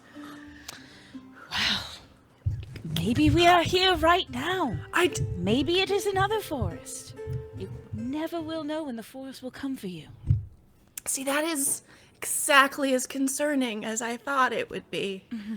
Yeah, okay. You just kind of disappeared last time I saw you, and you just Yeah, left she me does with. that every now and then. I had like a hole inside of me for months, fearing any trees, and it's only in the last couple of years that I've been able to even look at a forest. It feels like you're trying to put that energy on me, because it sounds like you didn't process the information very well, and that's sort of a you thing. But isn't As it opposed to a me a thing. you thing to have given me that information unsolicited? Oh, I think you misunderstand my abilities. It is not me. It is my soul that is aligned with the universe that speaks to you. I think she misunderstands her abilities too. So you have Ilias nods. okay. So I'll just live with this information for the rest of my life. I could try and give you another reading if you'd like. Maybe things have changed. Yes. Can we do it right here, right now? And I just like hand out my hands, and I'm like falling through the window. The cart's like going off the road. Nancy's got the reins. This is when the forest You gave them to us. You can tell Mr. Nancy is not comfortable with this. He is very much. I don't trust these beasts. Just like my wing is hitting him in the face as I'm falling through the window. You guys feel the occasional like up on the side of the hill on a rock. All right, here. And she'll give you, take one of the crystals out of her hair. Put it in your hand, in between her hands. So like, like a crystal hand sandwich. Love it. What is that? What was that noise? It was so loud. It sounded like somebody going. I tried Did you playing a hear sound that? effect. Sorry. Folio over here. Like, okay, sorry. So she'll put the crystal in the hand sandwich between us, and she'll close her eyes, and she will keep them closed and not say anything for a very long, awkward time, which I will not roleplay out because it would take too long.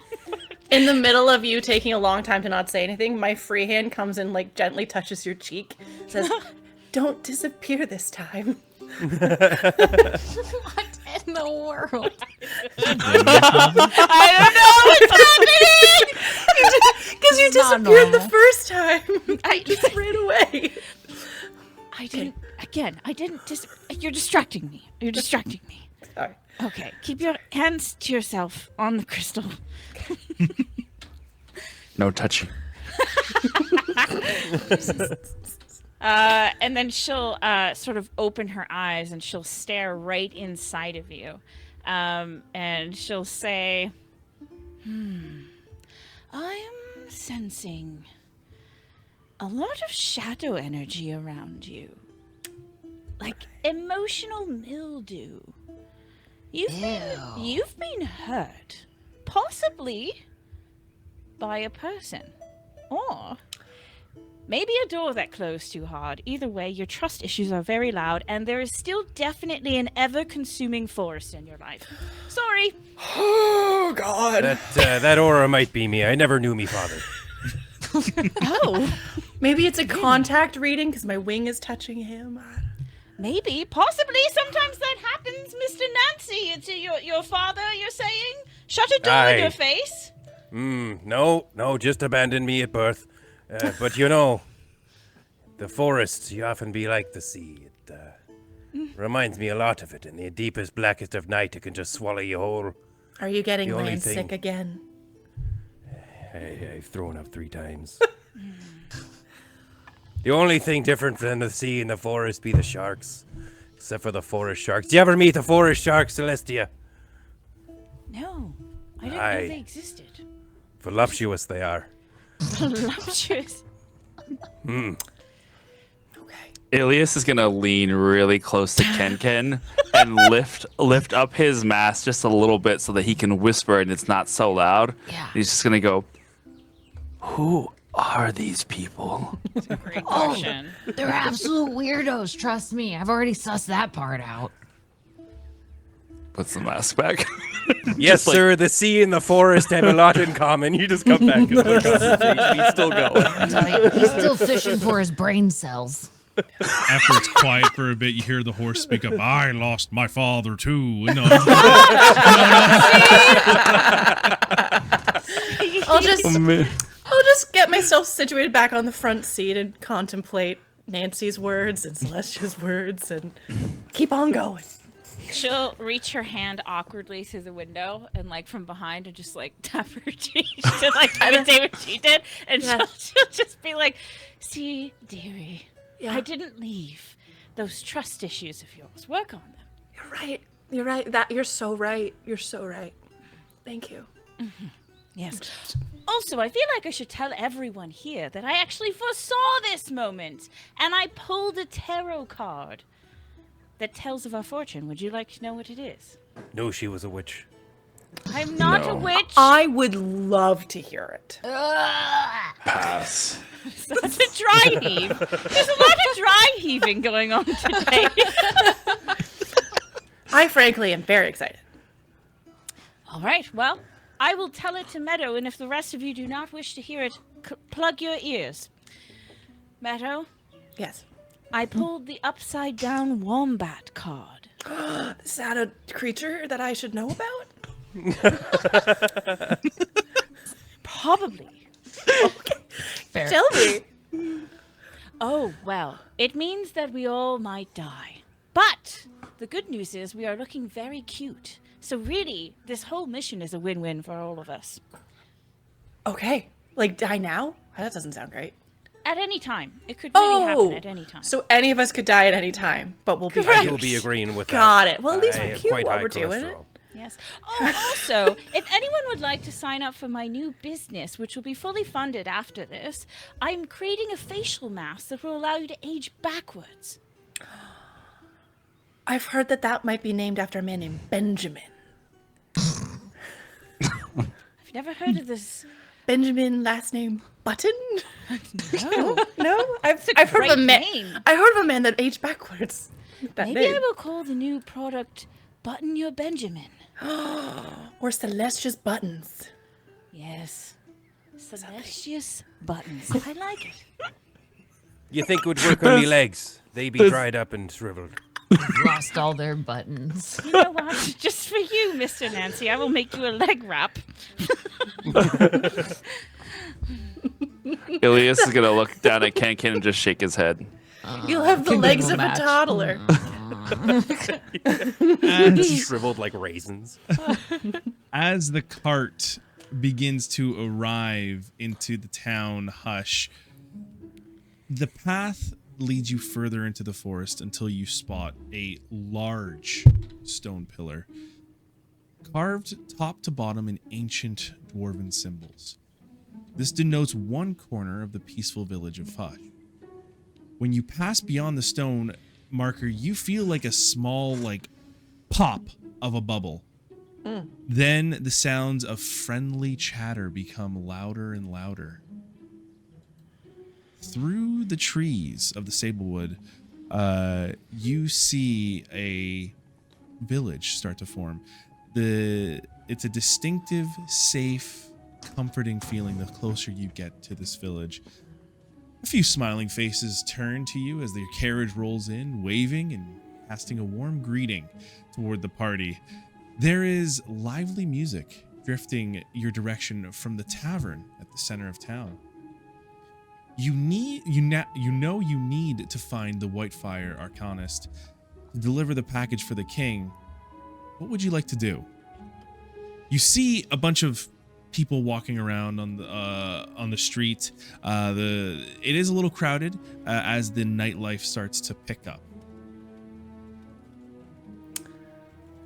Hi there, you there, small boy. Can you tell us where the Arcanist is? You do. I told you, just be me legs, and he looked past at you talking. To You the small do boy. actually see a young child with wild hair, and they are hanging off of what would be a lamppost, and they won't stop moving. And they're like, "Hi there, my name's Fidget. Nice to meet you." Nice to meet you too. Yeah. What do you ask me for? Do you know where the Arcanist is? Arcanist? As he's still talking, he's just moving around constantly, bouncing up and down, and oh, look at this cot here. That's pretty awesome. Oh, wait, what's over here? And he starts opening and closing the carriage door. That's pretty cool. It is. Ken's tongue just, when he opens one of those doors, just sticks out and grabs the kid's eye. Absolutely. The So eye. the door Oh opens. my God. It's actually an attack to do that. You want to attack the child? Well, not First like thing we do in the painful town. I way, love it. but in a small way. Oh dear. Let's just say the tongue as a the face door grab. opens, the tongue, Ken's Yes. tongue shoots This is- out and smacks the kid on the hand. Yes, not And- violence, more of don't do that. Yeah. And the kid goes, "Oh, jeez. Sorry. You looking for the Arcanist? Yes, that's correct. Okay. What'd that look like again? A person with a job of Arcanist. So my mom, she doesn't tell me I can't really go out a lot because unfortunately my mom says I got a wandering mind, so I just like to move around all the time, and that's the problem. And I think what really happened, and as this child continues talking on, you see a Clank, a robotic humanoid, kind of walking down the street with a little bit of a almost like a peg leg kind of movement, and they have this large metallic shoulder that has a friendly a fox bat on their shoulder, kind of asleep, and you hear almost like a all right, Fidget, get on out of here, and you see him just kick some dust, and Fidget just sorry, and this Bye, Fidget. and he just takes off into the background. Sorry, that was Fidget's voice. He has a list. What are you looking for? Said you were looking for We're looking for the Arcanist. Arcanist or Arcanist, depending on your accent. Yes. I thought he Yeah. was an anchorist. Or an anchorist. I think you gotta see a dentist if you got an anchor, you know what I mean? Or whatever it is. Tooth man. So yeah, you want to meet the Arcanist, huh? Well, Yes, we have a package. yeah. Well, I think there is a person who's coming off their shift recently doing the guard. Their name's gonna be Lousa, and they're gonna be at the tavern.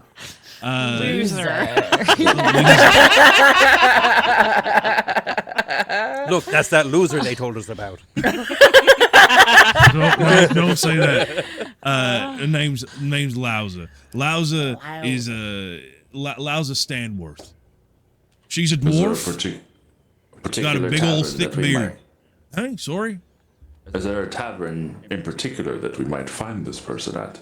You see, like his robotic arm, like the only tavern we got here, the Clover Tavern. You see this gigantic tree, this ancient tree in the middle that's been turned into a tavern for people to kind of go in and enjoy their nights out.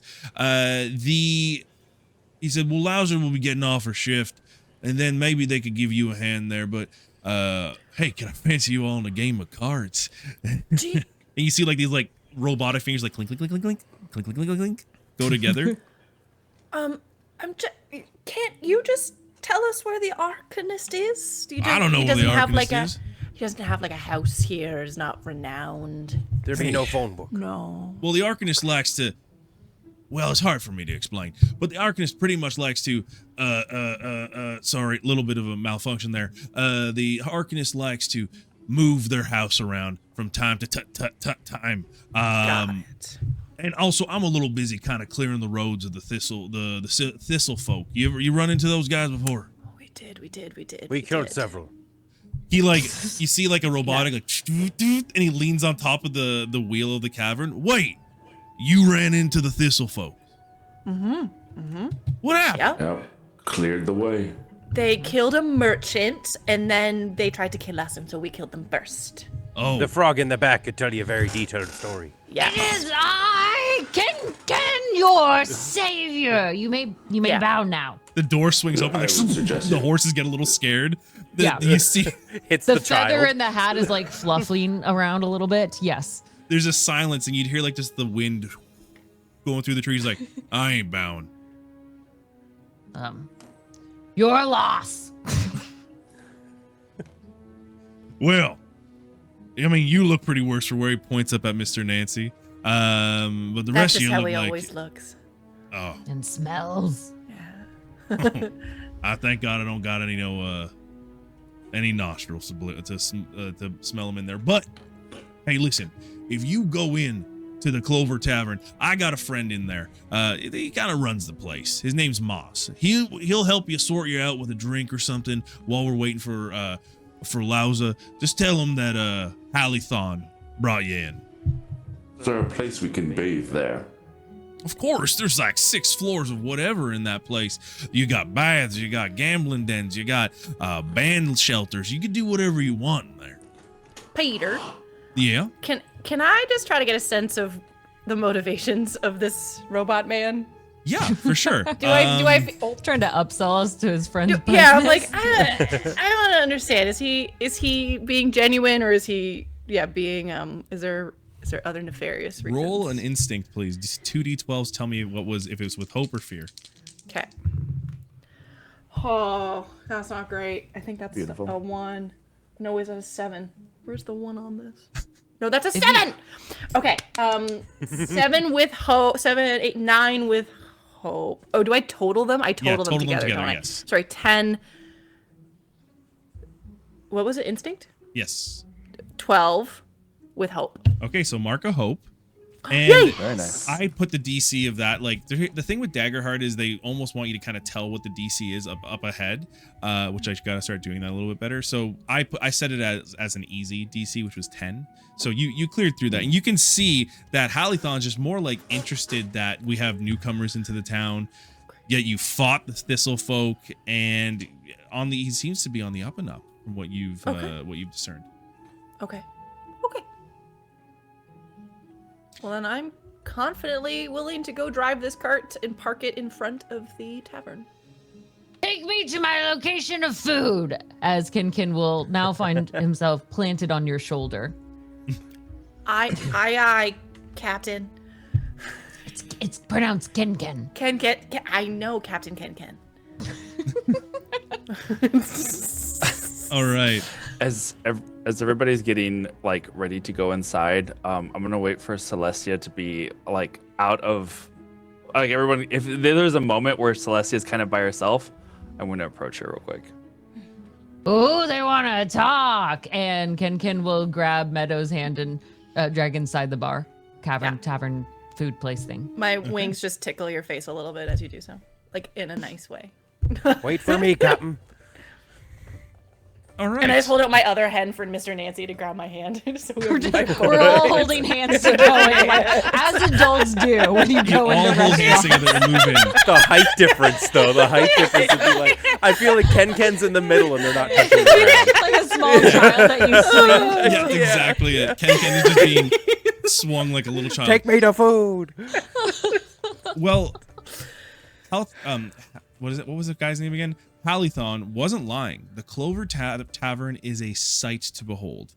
With 6 curving stories climbing the trunk of an ancient tree, this is the heart of the community. It's always crowded with music and good-natured conversation. Newcomers to the bar must take their shoes off and hang them over a line that stretches across the bar's ground floor. Oh, wear shoes. Inevitably, as you can see, people that are putting their shoes back on or leaving for the night a little more stumbly, you can see that their shoes were shined and filled with small trinkets. Oh, I'm going to miss out on the trinket shoe gift thing? As you enter, what would you like to do? I'm gonna not corner. That sounds bad. Wow. I'm gonna move Celestia over to the side, trying to get her attention. Oh, what's happening? Feels like there's spot. Oh my god, what am I doing with my hand? Well, the two of you are off to a great start in this conversation. In a corner talking to each other. I'm sorry. I think they're plotting evilly. Actually, I have one Celestia. question for you all. I want to go around the table and I want you all to each name something that is interesting in this tavern that sticks out to your character. We'll start with Ken. Oh. Honestly, because it would be more at eye level, it is these shoes, particularly the trinkets inside. Ken is drawn to shiny little tiny things. Nothing big, just pocketable things. Oh. Interesting. Thank you. Mr. Nancy? He notices the waitstaff are very professional and courteous. Perfect. Perfect. 5-star review on TripAdvisor. Meadow? Meta would immediately just like pinpoint each individual person and see like who's the most interesting that she wants to go talk to and like get curious about. Yeah. So just like The one that's really standing out right now, and I'll get to Ilias and I'll get to you, Celestia, as well. You do see a large fungrel behind the tavern with a large mushroom cap for a head, and they have like trinkets dangling off of them, like almost like a little festive sort of umbrella hanging over them. That's one of the more interesting individuals that you do see. I'm just going to add on to your little world building there. Ilias, what about you? I would say that I see the sign that is pointing to the upstairs steam baths. What is with you in baths? Listen, there's a reason, An okay? Aaron thing too. This is just what's with you in Bath? Says the person who doesn't wash. You know, like But if I may, okay. no, I was gonna say, Ilias lifts his mask just a little bit, and goes, "Hey, Celestia, it's me." I lift it. I like move it up. I make sure no one else is looking. I move it up a little bit. Hey, do you have that sea salt scrub? Do you happen to have that on you? For the bath. that is not where I pictured this conversation going. He's a To secret be honest, client. me either. I do. Is it for the bath? It's the one you suggested that time. Right. It's me, Ilias. And he like lifts his mask all the way And yeah, you see one of your oldest and more secretive customers. Oh my god. Oh, you. Yes, it's me. You do some things. Yes, but we don't have to talk about it now. I was just wondering. I have your calendar on my wall. I don't know how I feel about this anymore. Listen, I didn't. I know, but I tried to put that in the past, and that's why I joined with Kin. It was better money than OnlyFans. I was a subscriber. I appreciate. I appreciate it. Honestly, I do. But Kin can never find out. If they find out about it, they're not going to look at me the same way again. Oh, Ilias, sex work is real work. I'm so happy Listen. right now. I want to know what it comes in. It's got to be like a once a month like Bible paper thin book that comes. Little Bible pamphlets. Yes, Yeah, exactly. yeah. Exactly. I know that Have is you met carved your into Lord stone and Savior tablets. Ilias? Yeah. Do you have the scrub or not? Yes, well, now I really want to know what you're going to use the scrub for.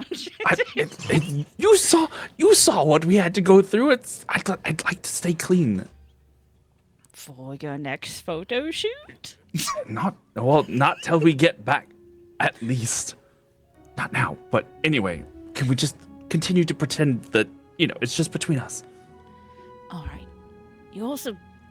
This is $5. What is currency in Daggerheart, Peter?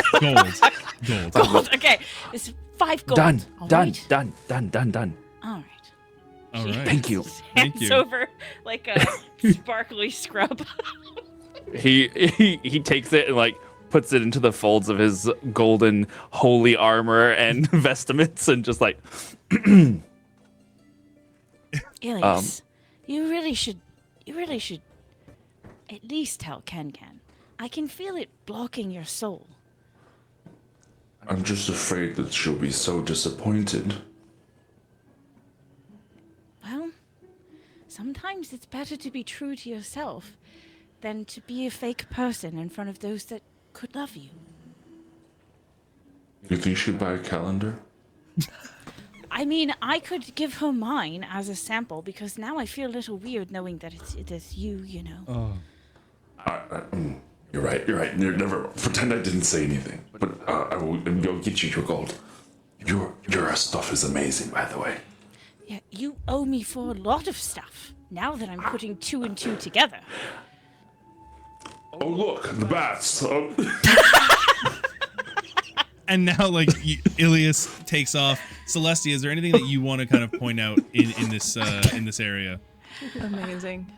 She's as she's dealing with Ilias and his revelation and all that stuff. She's sort of also glancing over his shoulder because there's this really beautiful chandelier that is in the middle of the room, and it kind of reminds her of her horns and how she has all these different crystals and jewels adorned to it. Nice. And she's looking and she's thinking, could she take one of them from it without people seeing?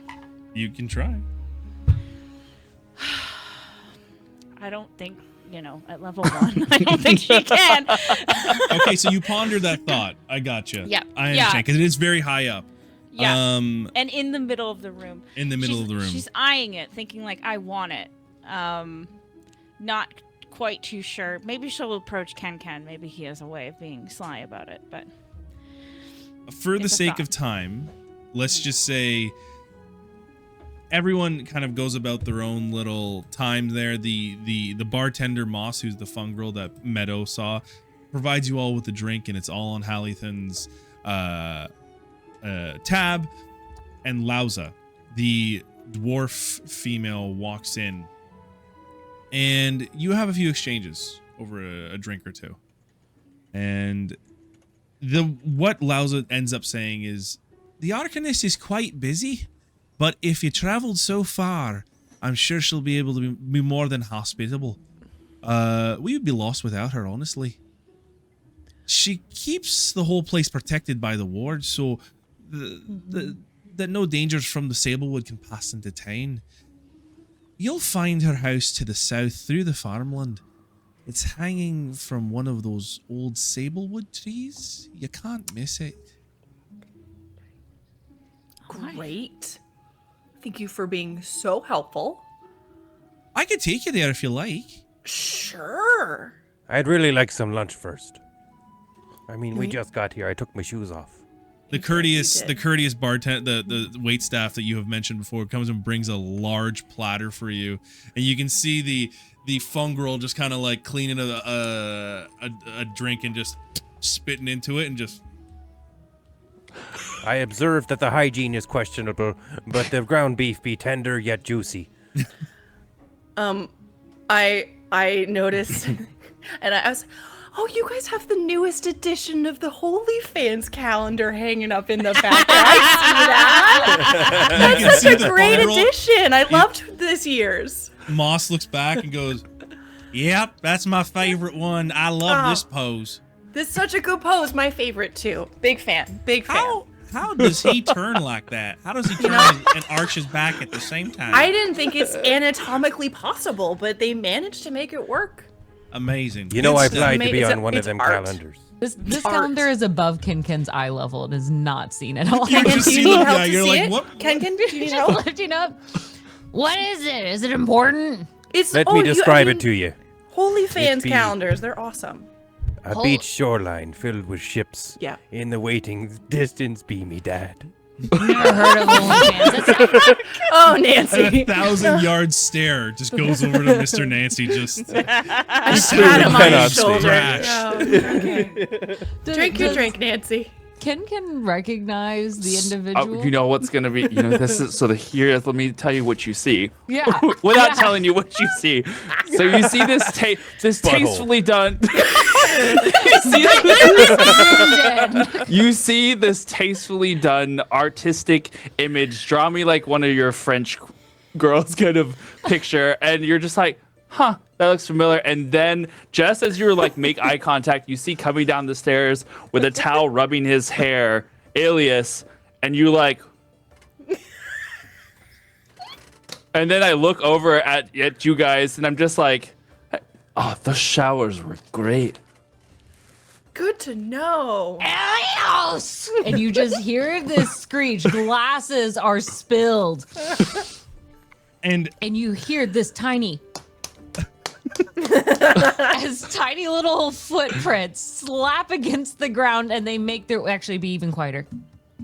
But it's angry. You can't hear them as well, but they're very angry, stomping footsteps as they march their way to you over onto that staircase. And you're on the staircase, so you're up, and Kinkin is further down, looking up at you. What's up, boss? Do you have something to tell me? The shower's free if you want to go take a bath now. You are Celestia's going in the to come background, clean right now. Just wave. Do a little dance move. Yeah. And then I turn a very beautiful shade of crimson. Oh no. Oh no! That's all you have to say? We could have been leveraging this and bundling your assets into all of this, and we could have made so much more money! You think we could make some more money with this? I mean, from what I can see, it's bigger than me, yes!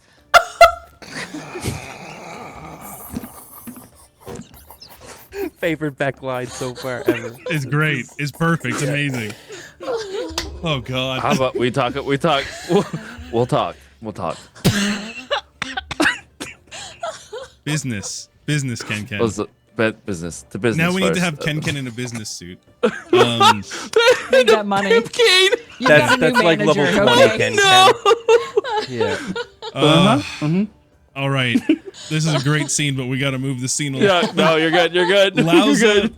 the dwarf, begins to usher you towards the fairies, the Arcanist, the Whitefire Arcanist's home that is currently residing there. You go up to this large tree that is hundreds of feet tall, and you see a rope tied to almost what looks like a little bit of like a makeshift clubhouse floating, just hanging in the tree. Lauza puts her lips together and her hand together and makes like almost like a little bird call, and a 7-foot mix of a humanoid and firefly. You can see that the Arcanist is a fairy. Her moves are very slow, but also she has kind of very like sudden jerky movements. She begins to fly down to meet you all. Her expressions are hard to read. Her emotions are very clear. But you can see that she is incredibly old. She looks up. Are you the group that Amaris sent from the capital? Yes. I'm Ken, as Ken steps to the front of everyone. Oh my. Doesn't bother to introduce anyone else. Right? Yeah. They're a ribbit and sword. They're very good. You're rather late. Sorry, croak and sword. It's okay. You have only so many brain cells. Yeah, at least 3.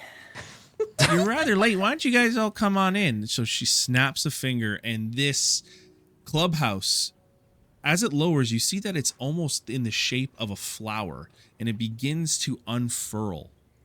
Oh. And it envelops you and brings you into the house and lifts back up into the tree. You feel the momentum of being pulled up, like almost like in an elevator. As you go inside the house, you know that the treehouse, see the treehouse is surprisingly spacious. The main room is crowded with potion bottles, spell books, runes, plants, small creatures of all kinds, but no one would classify this place as messy. It's clear if an item was moved out of place or taken, the old fairy would notice. Oh, damn it. So you see the Arcanist sit back in her chair, almost a rocking chair, and says, "So, you gotta bring me a package?" I think that's Yeah, your we've cue. got a package. Hits the front of it. We've got a couple packages, but the one you Ken want is suddenly downstairs. turned pimp. Yeah. Ilias is holding the package. Just like magically appears. 2 hands now. Don't drop it. Grabbing it. All Move your what hands, are you I'll waiting for? Get the crate. Bring it inside. And she snaps her fingers in the door, like almost suddenly, the ground just drops out from you like an elevator just dropping down, and the door opens and the cart is waiting for you right there. Come on, bring it inside. Help these old bones. We go over, and Mr. Nancy, you want to help me out with this? All right, but last time, if I get shocked again, just hit me with that stick over there. Of course. And I like grab one end of it, and like you grab the other, and we'll bring it inside.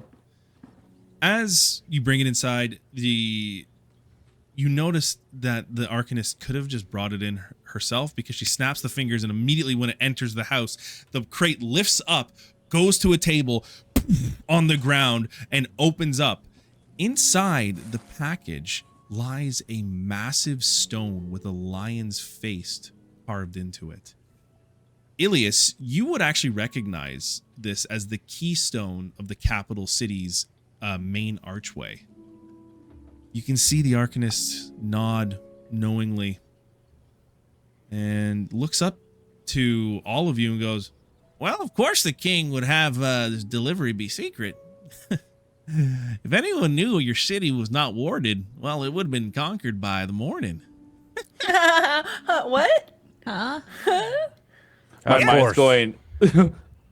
So with this ominous warning, she starts to unfurl the treehouse again, almost like a flower opening up in bloom. And she gets up and her old crane just, "We gotta travel the open Vale. We gotta revitalize that ward." But you know, that's a lot of magic, and that means a lot of dangerous creatures come around. Why don't you come give me a hand and I'll make it worth your while? So we had to deliver the keystone to you in secret so that it wouldn't get conquered. But why do you need it? I gotta revitalize the ward so it can go back to the city and protect the city. Because she hits the stone with her cane, and you hear like a. This is just out of magic completely. Got it. We gotta fill her back up. You couldn't have come to the city to do that. Why? We'd have to go to the Vale to do that. Obviously. Come on, Meadow. It's pretty obvious. Keep up now. Yes, we have to go to we have to bring the stone to the Vale. The Vale. Yes. Got it.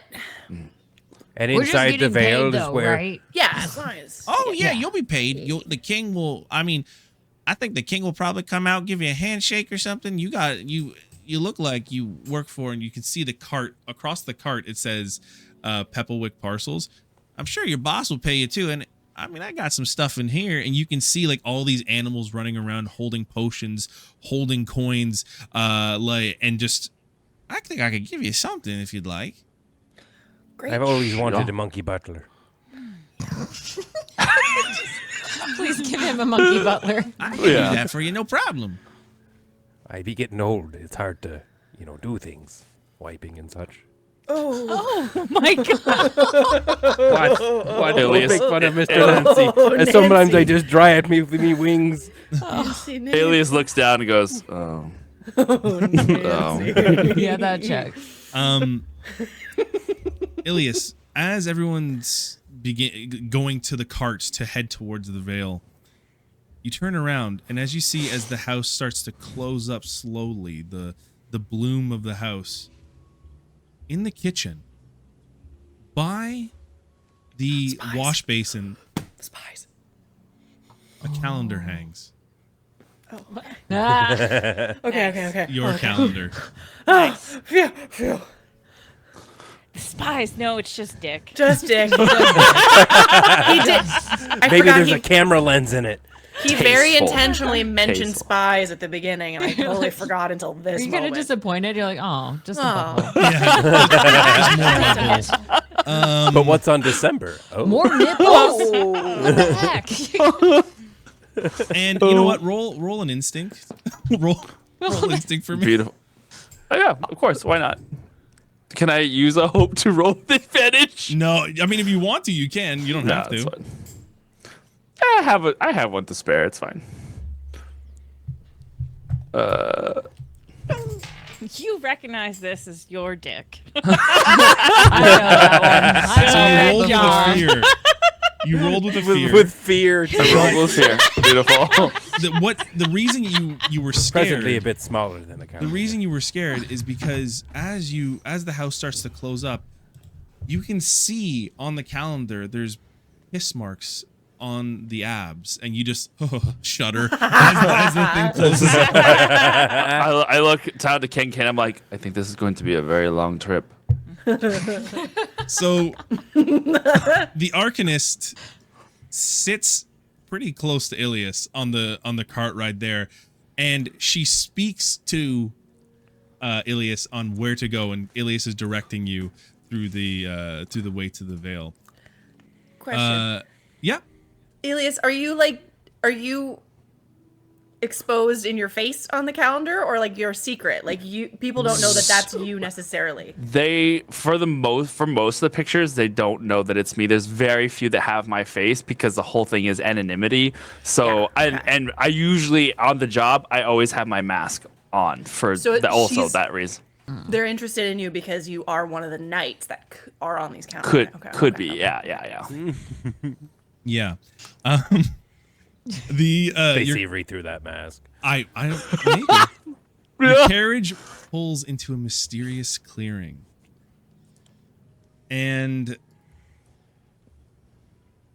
it's a tree line shaped in a perfect circle. This is the only area in the Sablewood that you have all seen without trees blocking the sky. This is the open Vale. Did I ever tell y'all how the trees be like the sea? And that this one. Thankfully, no. I'll tell you sometime, Ken. Meadow, this could be your moment. I don't want it. I don't know if I want to get consumed. Maybe you want to be consumed. I don't think I want to be consumed. If you're consumed, can I have your bones afterwards? Sure, Ken. Weird. You know, I would love it if a friend had my bones. sometimes being I got dibs consumed on is the not wings. as bad as you think. What's not as bad as you think? Sometimes being consumed is not as bad as you think. Yeah. Okay. Oh, great. I'm ready. I'm not ready. The Arcanist begins talking, and she's kind of rambling on, walking ahead of you all while you're carrying this crate. You know, this place is a place of strong ritual magic. You know, this is where I forged the pillars here, and well, he holds up a hand, and you can see this hand is very aged and very cracked and worn, almost like a wilted flower. Well, that almost took me out. You guys ever, are you afraid of dying? Huh. No, Yes, Oh. very much so. No, it's not dying. It's just your soul being released. I don't relish the thought of it. I've already died 3 times. Yeah, so you're welcome to it. Okay, I know what's up with you. I've seen this. I would prefer to be alive. Well, she kind of looks and holds a cane up to you and like pokes the cane at you. Might be made of stronger stuff, but we'll see. But this one over here, and points to Celestia, who is, I imagine, just like looking at the stars up and above. Oh yeah. Has a sage out. I keep Sorry. an eye out for her. oh, we know. She's like never wrong about anything. Like I don't know why. I have to keep an eye on her. As Doubt is the you all poison begin- of your soul. Exactly. As you continue to walk through the open veil, right in the dead center, the Arcanist stops, and you can see the antenna on her head just perk up, and she goes, "This is good. This is good. Stop. Yeah. Right here. Come here. Do my antenna also perk up? Your antenna do actually perk up. Yes. Oh, involuntary. I didn't like that. You're like, it's like almost like a I didn't twinge. like that. My chakra senses go off. You cough on the sage in the background. Oh. Oh. She instructs you all to place the crate down in the center here, and she, without a word, sits down cross-legged and starts humming.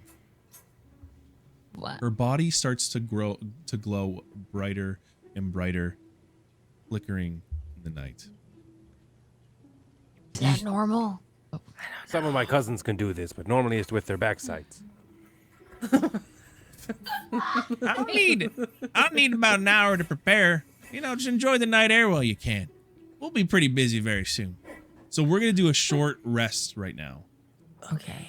So in a short rest, you can tend to wounds. You can heal yourself up by 1d4 plus 1 hit points. You can only do one of these options. 2? So during a short rest, a player may choose up to 2 of the following options. Sorry, yes, 2. But it can't be the same option twice. You're reading, Becky. I did. You can clear a stress. That's a good thing. You can clear a stress, 1d4 plus 1 stress. You can repair armor, 1d4 plus 1 armor. Or you can prepare, and you have to kind of describe how you prepare, and you can gain a hope. So I will allow you all, starting with Ilias. What are you doing during your short rest? I'm gonna take out this gun oil and use it to start working on my armor to make sure that all of the pieces are perfectly done. So I'm gonna repair one of my armor slots, and I'm going to hum one of this little tune to myself. If Celestia is close by, she will recognize this tune as one of her theme songs that she taught to me a while back that she's workshopping, and it just kind of got stuck in my head. And I use that usually to de-stress myself when I'm in a very tight situation. What's the theme song? Tight situation. I Dream of Jeannie, but it's That's perfect. I assume Sailor Moon. yeah.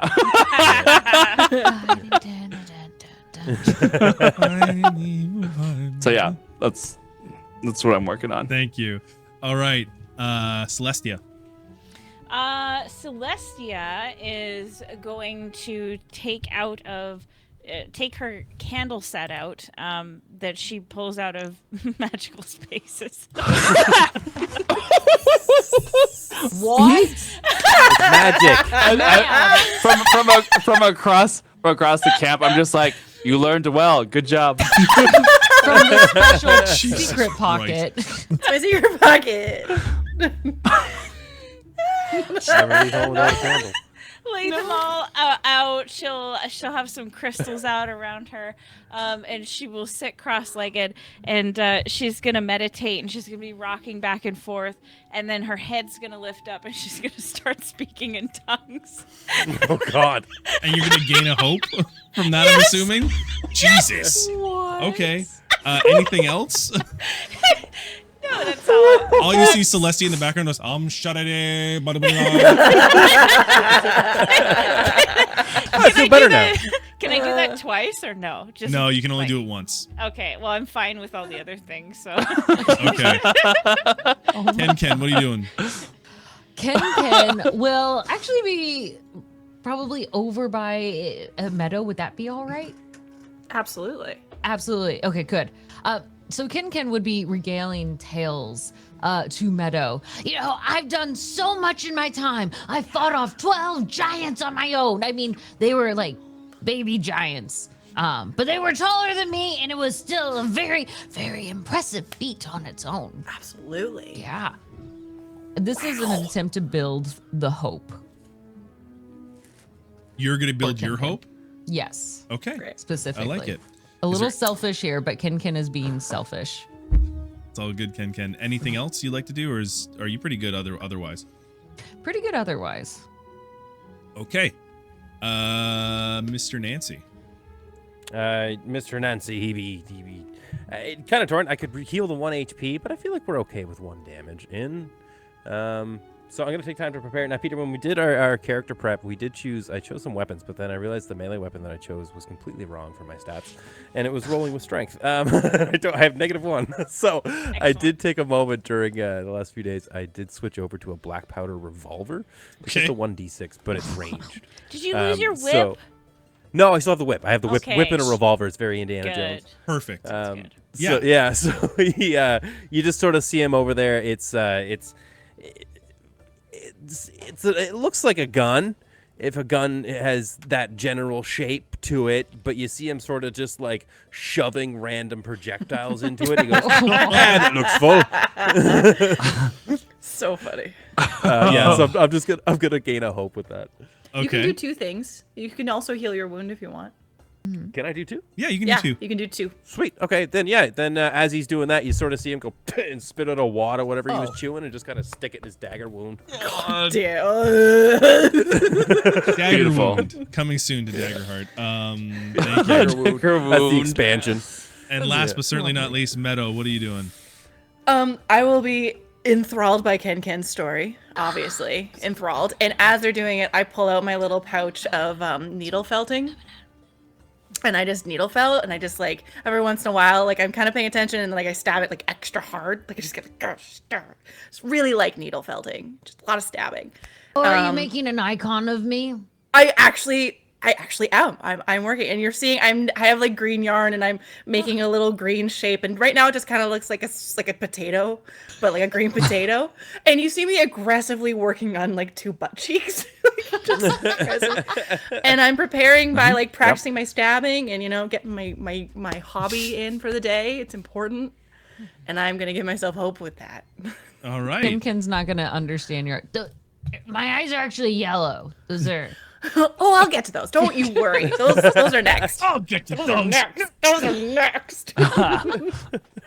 And I don't suppose I could try to heal someone else with my second action, could I?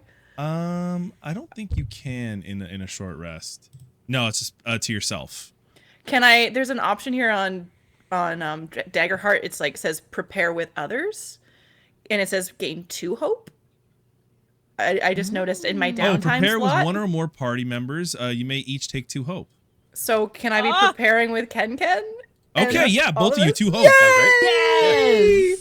Sweet. Sweet. I'm so good at catch. Thank you reading. for That is nice. May I approach the DM? Yes, it's also the Should I have GM in one of this game. those How too? dare Sorry, you? fuck! Oh, we're gonna get canceled. Sorry, Darrington Press. Can I prepare with Mr. Nancy to get 2 hope then instead of just the 1? Did you?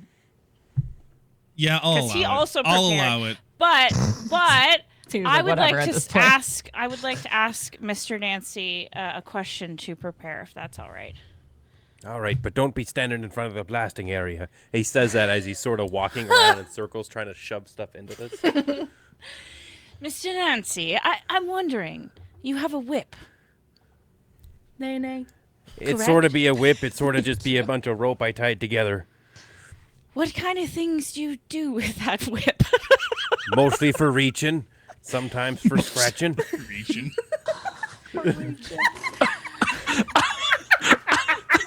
Somehow, for some reason, Ilias goes, "I'm in danger."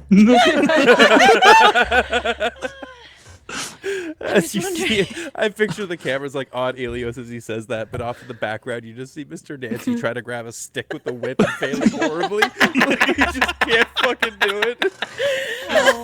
Oh man. I was wondering if I could use your whip for a moment. It's been a lifelong dream of mine. All right, but don't mind the smell. Oh. Have you been using it for personal issues? All kinds of personal issues. One time, my wife's brother came at me, and I was all like, "Whap-cha!" And then he punched me. Oh, all right. She'll just take the whip and to inspire herself and Mr. Nancy. We are one now. Wow. Oh, God. That's our tower of power, Beck. You go on Jesus. That's right. We've done it. So try and crack the whip like up high so it makes that like noise. Thank you. As you all are, Fuck you! I just want to move the scene on. Let me go. I don't know what else you want to go on about. A subtle jab. Thank you for your contributions to this session. I love you, and I think we should be together forever. That's cool. All I wanted to say was I did have to roll something as well on a short rest. I had to roll 1d4 for fear, and I got 4 fear on top of the other 3 fear I already had. I object. Nope. Yeah. But hey, continue your RP moment. Go ahead. Just want to let you know about that. It's over. Okay. I mean, Yeah. Kinkin will hear something and immediately hop behind Meadow. Did you hear that? No, what? The Arcanist just lets out a shrill cry. Oh no. I heard that. She looks up. The Keystone's finally responded. Her hands shaking, and you can see the Keystone like almost like emblazoned in this like lightning smoke around. And she goes, quickly surround me. We must begin or I'll lose the pathway. And like a swirl starts to open up around the Keystone. Her body begins to glow brighter and brighter as her eyes begin to roll back as she's like pushed back even further, and as she's kind of almost holding on to this tether of magic, and her head kind of twists back and forth, and you can see the carriage that you arrived in begins to lift off the ground. You hear a collection of unearthly screeches and just and you can see from the ground as creatures come and crash out of the ground as skeletons begin to emerge around you, rusted swords in hand, disturbed by the forces of magics that have been used by the Arcanist.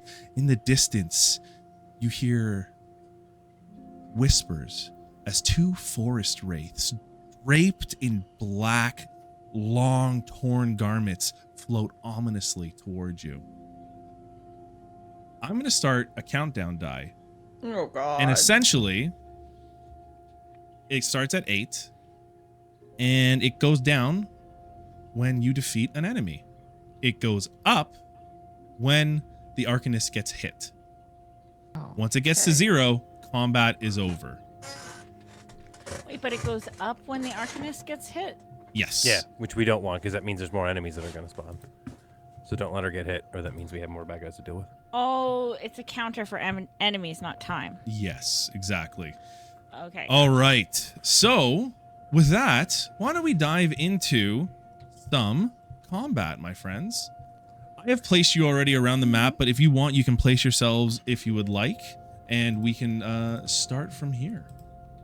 Meadow, What up? are you paying attention to Ken in this moment? I mean, I'm always paying a little bit of attention to my buddies. You would probably notice that Ken is kind of frozen. Even a puddle of urine at her feet. Oh. Terrified, knees clattering and shaking. Meadow will just like reach a hand down and just grip her shoulder assuredly. Ken's shoulder assuredly. We're gonna be okay, buddy. Meadow And I starts hand them the shaking half-finished frog. This will protect you. Like, I can't do this. And I would like to use one of my, is it experiences? Yeah. Oh. And it's called chicken. Okay. Okay. Are you running right now? Yes. Oh God. Ken will grab that felt frog, but Half-finished then fell from. run. Oh, damn. Just afraid. I'm sorry, guys, but very afraid and terrified. Will run out. Maybe over. Can I get that far? What's Yeah, my- you can go up yeah. to 100 feet without moving into an agility roll, essentially. Okay. Well, at least run and run to make it back into the cart. Okay. Not going inside per se, but up where Meadow was, and you would see just the hat now, even just maybe the feather shaking, quivering with fear as Ken hides back there. Okay. The cart is somewhat floating, but you manage to grab it and pull it down just to kind of like waddle your feet in, like, and try and push yourself in. Is that your turn then? That would be Ken's turn. That would be Ken's turn. Thank you. All right. Who's up next? I'm gonna chase after Ken. But as I go like about halfway, and I'm going to be shouting after. Actually, I'm gonna take my mask off and throw it to the ground and be like shouting like, Ken, wait, don't! And then I'm gonna use oh my gosh, what is the range on this? Close. Okay. I think I have the range for this. I have an ability called Spirit Weapon, and I take my axe and I throw it.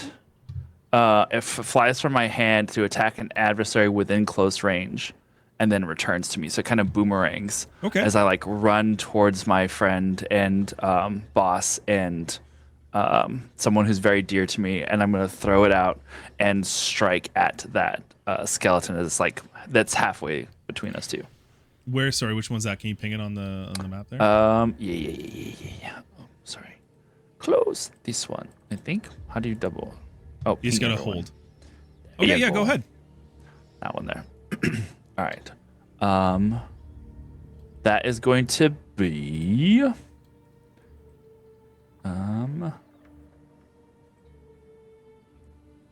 so I rolled with fear, but the total is 21. Okay, so with fear, Damn. thank you. That does hit. Roll the damage. That is going to be 4 points of damage. Okay. And then I'm just gonna. This is just for the flavor of it, and then because it's also an experience, but I don't need to use it. But it's just I want to be able to say this at the same time. I was like, "Don't forget, I've got your back," which is also one of my experience things. Okay. Thank you. That's it for your turn, then, I'm assuming, right? Yeah, that's it. Okay, well, it's my turn to go up because you rolled with fear. The skeleton right here is going to move towards the Arcanist and make an attack. With her evasion being 11, the skeleton rolled a 12, so that's a hit. So the timer now we goes gonna up die. to 9. Oh yeah, we're dead. Okay. I then am also going to expend a fear to spotlight another monster. And the wraith from the corner here just moves forward. And they have an ability called Life Drain. And they are going to attack at Ilios for swinging at one of them. So that is going to be 7, 8, 9, 10. That does not hit for you, right? 10. On evasion. My evasion's 8. Your evasion's 8? Do you have your armor equipped? Are you sure? Double check, please. Okay, that hits. Yeah, because I only have chainmail. I have it equipped, Okay. Damn. but it actually gives me a -1 to evasion. It gives me more armor than it does evasion. Oh right, okay. Okay. your armor? So as you're running 5. and you throw the throw your axe and you hit the other skeleton and it pings off the side of the helmet, the wraith seizes opportunity and just, as you're yelling like, "I've got your back," you feel the life force being pulled from inside of you, hitting you for 18 points of damage. Holy shit. Okay. Okay. That does go into severe. I'm going to go ahead and use armor. Can I try and use the armor for this? Yeah, of course you can. So if you use, you can only use one armor, and that That's would fine. bring it down to 2 hit points instead of 3 hit points being taken Correct. off. So I will do that. I'll bring try and swing as it's sucking the life out of me. I'm gonna swing my shield and try and swing at this untangible magic that's just trying to bat it away with the shield. All right. Next up, anyone else here? I would like to go. I would like to trigger my unstoppable feature. So I have a 1 on my die, and that reduces severity of physical damage to me by 1 threshold. I can add the current value of the die to my damage rolls, and I can't be restrained or vulnerable. Nice. And I will, for my turn, yell, just for flavor, I will yell out to Ken, as I'm running over to the nearest bone guy, whatever they are. I'll yell out to Ken, you are a star in the astral firmament of badassery. Shine with the light of your unbalanced inner moons. All right, and then she will take her hand and touch the face of Bony Guy, and as she's about to trigger her runes, she'll say, "Mercury's in retrograde, and so is your attitude. I don't like it." And God.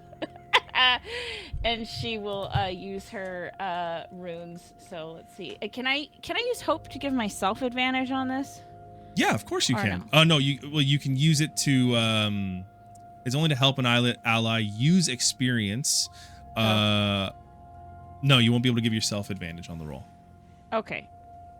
can I use hope for anything, like for damage? Okay, whatever. I'll just roll. Here we go. Let's get this going. Okay. Okay. With fear, okay, 13. That does hit. Nice. Now it's with fear. Can I use my hope to make it with hope? Or no? I don't know. Is that one of your That would be nice. abilities? No. No, I you just can't. made it up in my No. head. It's a nice feature, I though. like it, but no. Nice Okay. feature.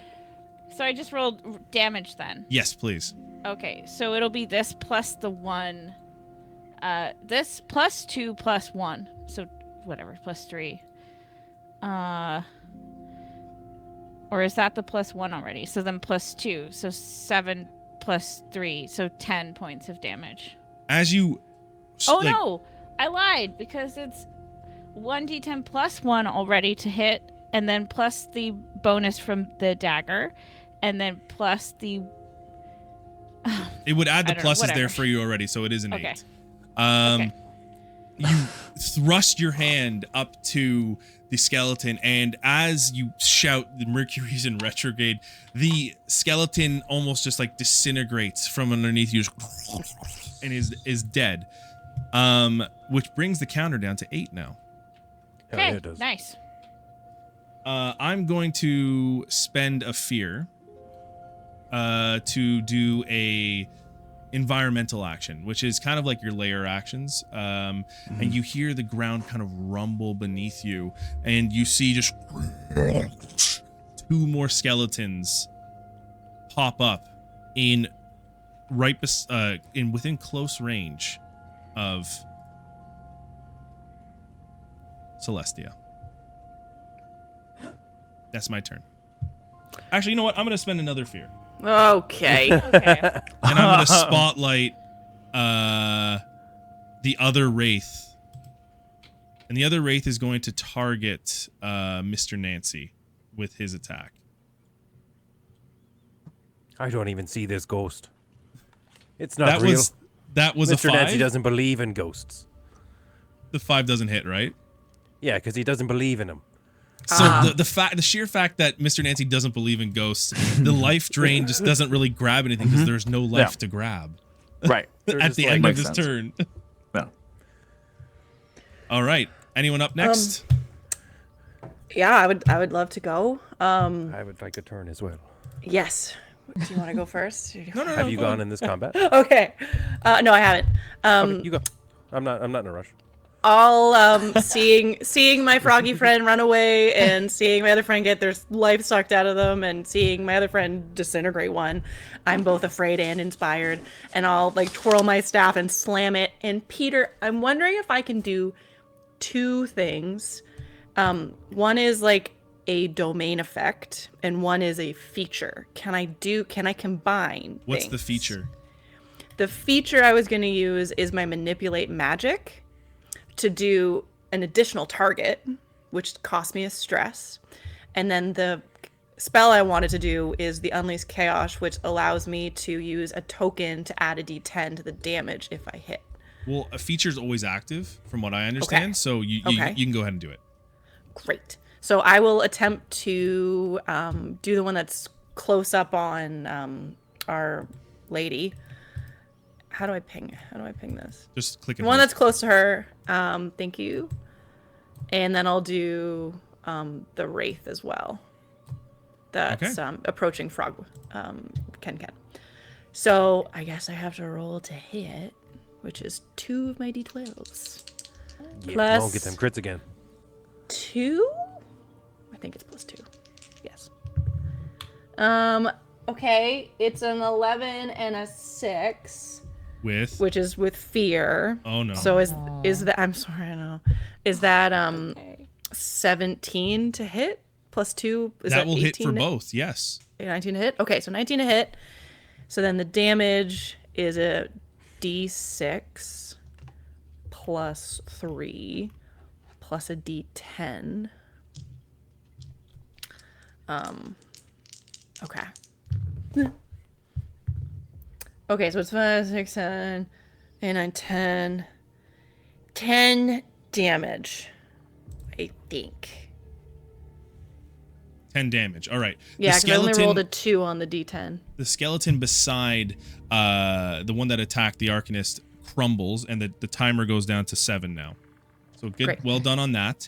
And then the Forest Wraith does take 2 points of their HP off. They have 1, 2, 3, 4, 5, 6. So they are at 4 right now. Is that your turn? Yeah, and I'll just kind of shuffle myself maybe a bit more kitty corner to her. Yeah, I got my wings. I got my wings out big to try to like block her and distract. Mm-hmm. All right. The Wraith is going to move in using my ability to attack, and they're gonna do something called no, let's get a normal attack on the Arcanist. That's 4 + 3. That don't hit the Arcanist, so you see like a life drain just try to once again pull out. It's not doing good. Which ends my turn. Perfect. Yeah, Mr. Nancy. take the time. I'm gonna counter attack that. Arcanist is this one here in the center, right? Yes. Mm-hmm. Okay, perfect. So I can sneak attack as a rogue in this game, which is cool because I like that they mix the two. Yeah, I'm a big fan of the swashbuckler in D&D. So this one they made it so you can do a sneak attack while cloaked. So cloaked in this, you're just out of line of sight, or if an ally is within melee range of the target. So I will go ahead and do a revolver shot. Mr. Nancy's going to pull out his combobulator gun, and he's just going to be like, come on, don't fuck up on me this time. And he's going to close his eyes and just fire this thing off. Okay. But I'm also going to use my ebb and flow as well. So I'm going to add a +1 to this on top of my standard roll. Let's do it. All right. Attack roll. No. Attack roll. We're waiting. Man, with the fear. It didn't come into roll 20, but it's a 14 + 1, so it'd be 15 to hit, 2 hope, 10 fear. Okay, that does hit. Do you want to roll the damage for me, please? Sure thing. And we will do damage. So it's also sneak attack. I don't know how to add that into the damage. Oh. Bear with me. Sneak attack, level 1, tier 1. 1d6. Oh, so just add a d6 to it. Yeah.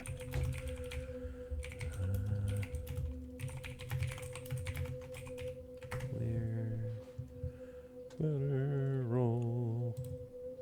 Ooh, 12. And then let me roll a d6.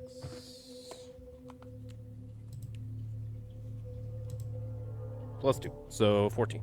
14. As you shoot at the Wraith, you notice that it does take some damage, but not full from physical. So it takes half damage on it. It took 7, so it only is going to mark a 1 threshold on that. It's a magic gun. It's a magic gun? Okay. Okay. Magic. Magic gun. As that Mr. shot Nancy rings covered his out, you wishes. can see another Wraith. The Wraith that was just attacked slowly hover over towards Ken in the cart. Ken in the cart, you can see as you're kind of looking through the door that's swinging open and closed. As the door closes and opens again, you see another Wraith just pull up, and it's going to use an attack. It's called Memory Delve. Oh. And they attack Memory Delve. That Everybody hits. collectively. Yeah. So that is, let me see what that is. Sorry, that would be. Sure, it's fine. I mean, does an 18 hit? Yeah. Yep. Okay. Just lie. Okay. Just I want you, as this Wraith slowly moves into Ken and places its hand on your face, I want you to describe a terrifying moment from your character's childhood. Damn. Such a light thing. In this vision, Ken opens their eyes. And in front of them, at first sees nothing. It's stone, gray. But she can hear screams. Painful screams. Peeking out over the rock, she sees she's her sister. Being mauled, torn apart. Ken crouches behind the rock again, shaking, quivering, chooses to run back home, leaving her sister's cries echoing behind her. As that memory becomes reality, you take 18 points of damage. Oh. Now you can use an armor to hold that off. It's up to you, and you are also now vulnerable, which means you have advantage. They have advantage on attacks against you. Okay. 18 points of damage. No, I can't. Never mind. Can I do something? Yeah, go I ahead. have a prayer dice. I don't know if this will actually help. But basically, at the beginning of a session, I roll some d4s, and I can spend any number of prayer dice to aid myself or an ally within far range, and I can use the spent dice value to reduce incoming damage. Love it. If you'd Let like. me be clear. Ken's health point HP max is 5. Yeah. So you took 3 damage from that. You took 3 HP from that hit. So Because it was severe threshold. Yeah. Yeah. yeah. So if I can reduce it to where it's at least a minor, Yeah. I would like to try. Okay, if you can, yeah. I rolled them earlier and I had a 1 and a 4. So I can reduce the incoming damage by 4. By 4 points. What is the threshold between minor and severe? It's the 2 numbers in between there. Beck. Between Sorry, what's the Sorry. threshold number besides severe? So under your where it says hit points and stress. yes. Oh, under severe major is 2. Do You have your armor on? Okay. I do. Go into equipment and make sure it's like clicked. Mine was like that too, and then it shot up to 6 and 12. Yeah, mine's at 6. Okay, well, you both have the same armor, so it would be 12. So you'd have to reduce it by 4 points essentially, to get it down to like only 2 HP. The next bracket. Yeah. I mean, my armor does say that it's on. It's marked yellow. It could be the demi-plane. It's a little iffy. Okay, that's fair. So it's up to you if you want to reduce it down to 2 hit points there, Ilias. I mean, I'm down. I'm definitely want to try. Okay. If it does anything, because does. what I want to do is I see that the wraith is getting into where Ken ran into, and like I don't have telepathy or anything, but I would like to imagine that somehow there's a prayer that Ilias is like whispering to himself as he clutches this relic of his order, and just like, whatever's happening, Ken, whatever you see, there is always a will. You hear You that will whisper. find a way. You will find a way through it. Just believe in the will. So your damage is now reduced. And as you hear this whisper kind of calming over you, you take 2 points of HP. And I'm going to spend a fear to summon more skeletons. As more skeletons jump out of the ground, just You monster. Oh my god. I love you. Peter. and that would be my turn. Next round. Ken bloodied, scared, shaking, but here's the voice of their friends reaching out. You can see, still just barely taking on this attack, will stand up at the edge of this floating vehicle. And Ken's not gonna run away this time. And will offer a rally. Yeah. Hell yeah. So In this rally of the party, it gives each of my allies a rally die, which is a 1d6. And you can add it to the result of your action roll, a reaction, a damage, or to clear a number of stress. Love it. Hell yeah. That's very helpful. Very nice, Ken. Standing up proudly in the cart in front of the wraith as you're like kind of near death. Yeah, not looking great. Not looking great. One of those frog legs are pretty easy to cook off right now. So Oh god. So is that a spell or a domain card? it is a class feature. A class feature. Okay. All right. I think you can do another thing if you'd like on top of that.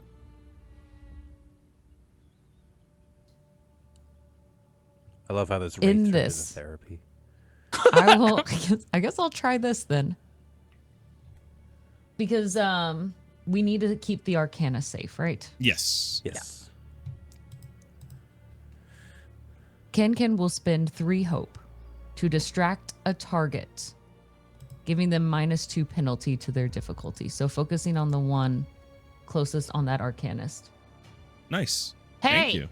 Just pick on someone your own size. Awesome. It takes all of Ken's almost stabbed lungs to be able to shout that from across this field. If this was like a movie, it would like zoom out from the carriage and as the voice echoes, and then you see like the wraith like look over at you. Awesome. I love it. As the wraith looks over, Mr. Nancy's going to take a fire shot at the wraith beside Ken. Don't miss. It's good. We got advantage right because Ken's here. close. We're doing okay. So yeah, let's do this. Do. Don't That's a worry, I've 14 done to this hit. before. Yeah. His eyes. Yeah, I was gonna say, just shield your eyes a bit, as he says. I'm gonna. It's another attack. Although I keep rolling fear, man, it's crazy. I haven't rolled a hope roll this entire time. It is a 14 to hit. That hits. All right. And then we will do. Ooh. 17 plus 2, 19 damage. Nice. Halved, obviously, Not a fan of it. but still, You're doing so much damage. It's amazing. that would be 2 points within the threshold as well. So, oh, sorry, I put it on the wrong one. My bad. This one is actually like you can see almost like now as the tatters and the attacks have gone through, it is starting to look a little bit more ragged and like flickering in and out of existence. With fear, that means I'm going to use my attack, and one of the skeletons is going to go in and it's going to target I was trying to make myself big with my wings. Meadow. Yes, that's what I was going to target because of that. So Phew. thank you. 16. That should hit, right? Okay, cool. Well, not cool. Sorry. Not Um, not cool. He's like, yes. Bummer. That is 5 points of damage. So that stays under my minor, so it's 1 point. Yeah. Okay. And then I'm I gonna. don't like that. No, I'm not gonna spend any other fear. Actually, no, I am spend another fear. I'm gonna move this guy up here to attack the Arcanist. That's a 5, does not hit. End of the turn there. Who's up next? I would. No, go. I would love to do 2 things. I would love to seeing us get slowly more and more surrounded and seeing like my friends are stressed. I would like to kind of pull out this kind of like iridescent orb of light from my chest and like slam it down on the ground, and this illusion pops up, hopefully, if I roll right.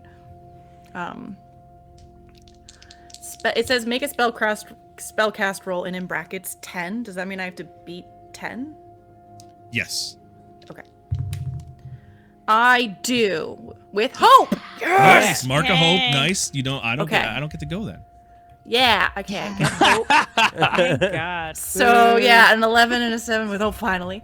And so I pass and I create an illusion of, I'll make kind of like another version of myself, but like maybe different colors, and I'll throw it down, and it's a visual no larger than myself, then convincing to anyone at close range or further. So I put it nearby to help distract away from the Arcanist, so maybe they'll attack it and not us. Okay. And I'll make it look big and scary.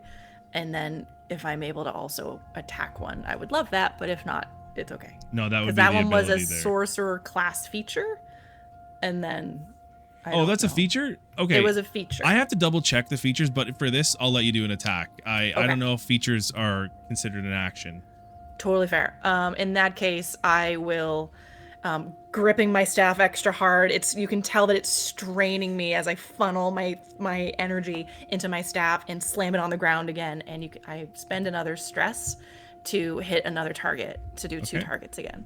Yeah. So let's see if I hit them, and I'll target the wraith that's hitting Ken. Yep. And the wraith that's hitting what's her name? I'll attack both wraiths. Yep. Oh god. Okay, so that's an 7 and an 11 with hope. So it's 18, 19, 20. That hits. Yeah. That hits. It's a 13 you got to hit. Okay, great. And then damage is just Both of them are pretty fucked up. 1d6 plus 3. 6 on the die, so 9 points of damage, which is great. 9 points of damage. That's 2 thresholds. So for My max damage. max damage, and it's magic too, so it's actually not going to be halved. So Great. the wraith in front of Ken just you see like this magic just kind of well up inside of it and just disappear, explodes. More of that like green pollen that you've seen before just Yeah. explodes from inside of it. And Ken the immediately wraith, congested. yeah, just It's immediately congested. Yeah. the hay wraith fever. marks another 2. They're half health right now at the moment. That's good. I'm gonna spend a fear No. because I want to go. I want to do it. We finally rolled with hope so that you didn't get to go, and now you're going anyways. Surprise! Okay, And also, I'm gonna attack fine. you. I'm gonna attack you, Celestia. Classic. Bring it on, bitch. Does a 12 Let's hit? go. What? Does a 12 hit? Yes, but sorry, I'm just reading my unstoppable thing. Yeah, it does hit. Yeah. Okay. It's only for 2 damage, so mark 1 health hit point or use an armor to reduce it. Don't forget about your well- armors, y'all. Yeah, I know. I reduced the severity of physical damage by 1. But that's just the severity, so it's still 1. Okay, Oh, and the so- counter went down. We're at 6 now. Okay, good. Yeah. Okay. Okay. Can I go? Yeah, man. I wasn't sure if you were done. Yeah, and also don't forget that you guys can use hope for like tag team attacks and stuff as well. I'm just letting you know. Right. True. Right. Okay. Okay. Think I can use my hope to do like a arm spin multi-slap to get two of them? No, I'm just spinning my arms, and if you happen to be in the way, you can do one. You can do one. Well, that's my attack, Peter. Yeah. Okay. So then she'll, the one that's in front of her, she will, before she slaps, she'll put her hand up, you know, sort of. Make them flinch. Yeah. And then she'll say, just for the record, I'm not judging you. It's your past life. And then she'll slap him in the face. Oh my god. Attack him, please. Yeah. Let's see it. It's your past life. That's a fear, but that hits. Nice. Okay. So then I will roll, and let's see, because the other one definitely didn't add my shit. So, because I was looking at it. So let's see if this does it. Yeah. So there's a +1 that's not being added on because of my melee. The +2 is because of my feature. So it's 11, +3. right? Yeah. as you like first fake out and the skeleton, you can see a skeleton like shudder, and then you roundhouse, and it's like you can hear like a echo as the skeleton turns to dust and dies. So the round counter goes down to 5 now. Yes. Y'all. Well done. With fear though, I'm gonna target this skeleton right here to go attack the Arcanist. Are you sure not the fancy illusion that I made that looks scary Nope. and big? Nope. Unfortunately, it rolled a 6, so it doesn't hit. It had to hit an 11. All right, next one up. I'm going to look over at Ken now standing on the standing and looking better. I'm going to move up 1 here, and then I'm going to look over and like do a thumbs up, like, you're doing great. I've got your back. And then I'm gonna throw it the haloed axe again, and you'll see that this axe is, while it's gold and platinum covered, it's gonna light up and shine with this brilliance. And I'm going to use that spirit weapon ability again as I throw it. But then I'm also going to use. I'm empowering a little more. I'm going to use Marcus Stress to target an additional adversary within the range of the same attack roll. So, Marcus Stress, and then I make 2 attacks, right? 1 for each one, or just roll once? Yeah, one. Okay. No, 1 attack. Sorry for the both. 1 attack for both. All right, beautiful. With hope. I rolled Aaron's with the hope. only one rolling with hope. Yeah, by the way. just Listen, so lucky. I'm a golden boy, okay? The golden boy. Our Space Marine 60 holy fans. The holy fans is coming through real strong right now. The holy roller. All those blessings and prayers from his followers. Yeah. Like and subscribe. All right, so that's 16, 17, 18. That hits. 18 to hit. And these are magical attacks. Nice. Skeletons aren't affected by it. Okay. I just realized that under my D8 it does say magical on there, so Nice. that was nice. And it's only 3, so I didn't roll that great there, but that's okay. One of the skeletons does die because that one did get damaged. Yes. So the timer goes down to 4 now, and the other one is close to death. So I will mark that down for you. Yeah, I don't get to do anything unless I want to spend a fear, but I'm running low on fear. So who wants to go next? Good. I don't feel bad at all about that. Whatever. Don't taunt him. He will come for us. Kin I can. forgot I'm I not can going to take attack another because shot at I the know I ring. use my 2 things, but Kin and seeing and feeling inspired, especially from Ilios in this, will kind of drop down off this and will just use movement to get close up here into the mix. Okay. Kind of dragging that rapier along the ground, but coming up close. Kin's not giving up yet. Yeah. You're still able to do an attack, or are you just gonna? Oh. Yeah. Okay. I think we've all kind of done. Yeah, I think we've two- reached- two- Yeah. We're on to like 3-ish. 3. I Yes. think. Yeah. We're so respectful. This is amazing. Make sure everyone's had a chance. All right, focusing on this one right in front then. We'll just take that rapier.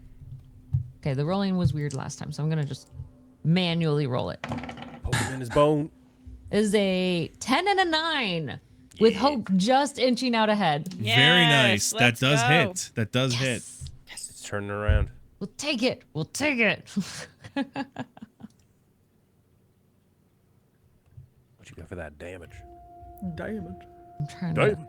I feel like I never rolled I an know. attack off enough, so I'm like, where did I see it last time?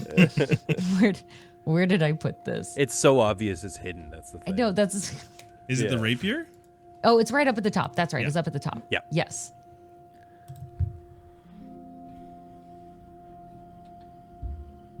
Here we go. 5 damage. With no, there's no plus on there. No. Oh. Okay.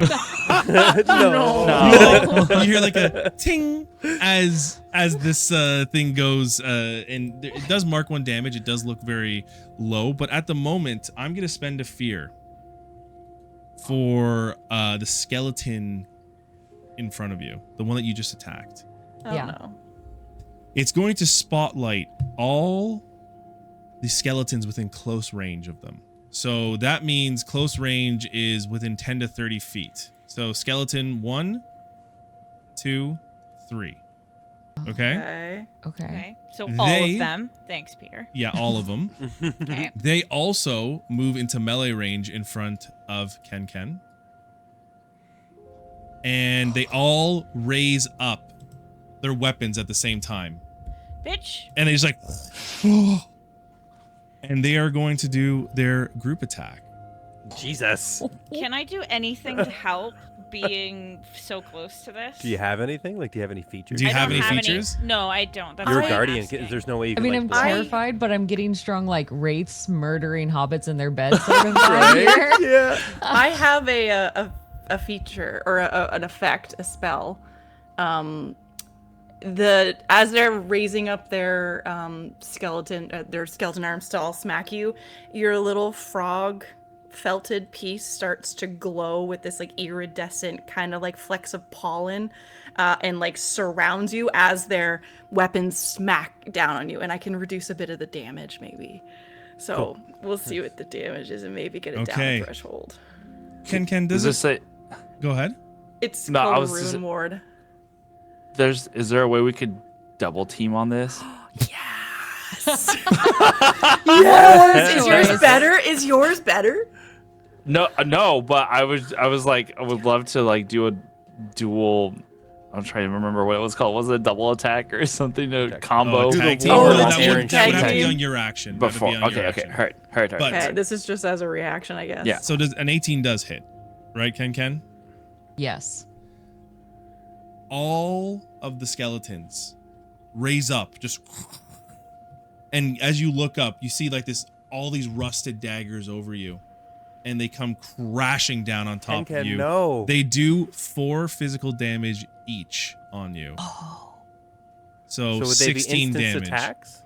So 16 total? Yeah. Or is it okay? And then roll a d8 to reduce it, or I can, whatever. I can roll. Does it come in as 1 total, or does it come in as 4 1 total. separate? So the attack actually is spend a fear to choose a target and spotlight all ancient skeletons within the close range. They move into melee range with the creature, and then target. They all make 1 shared attack. On a Oh, success, they deal 4 damage each. That's insane.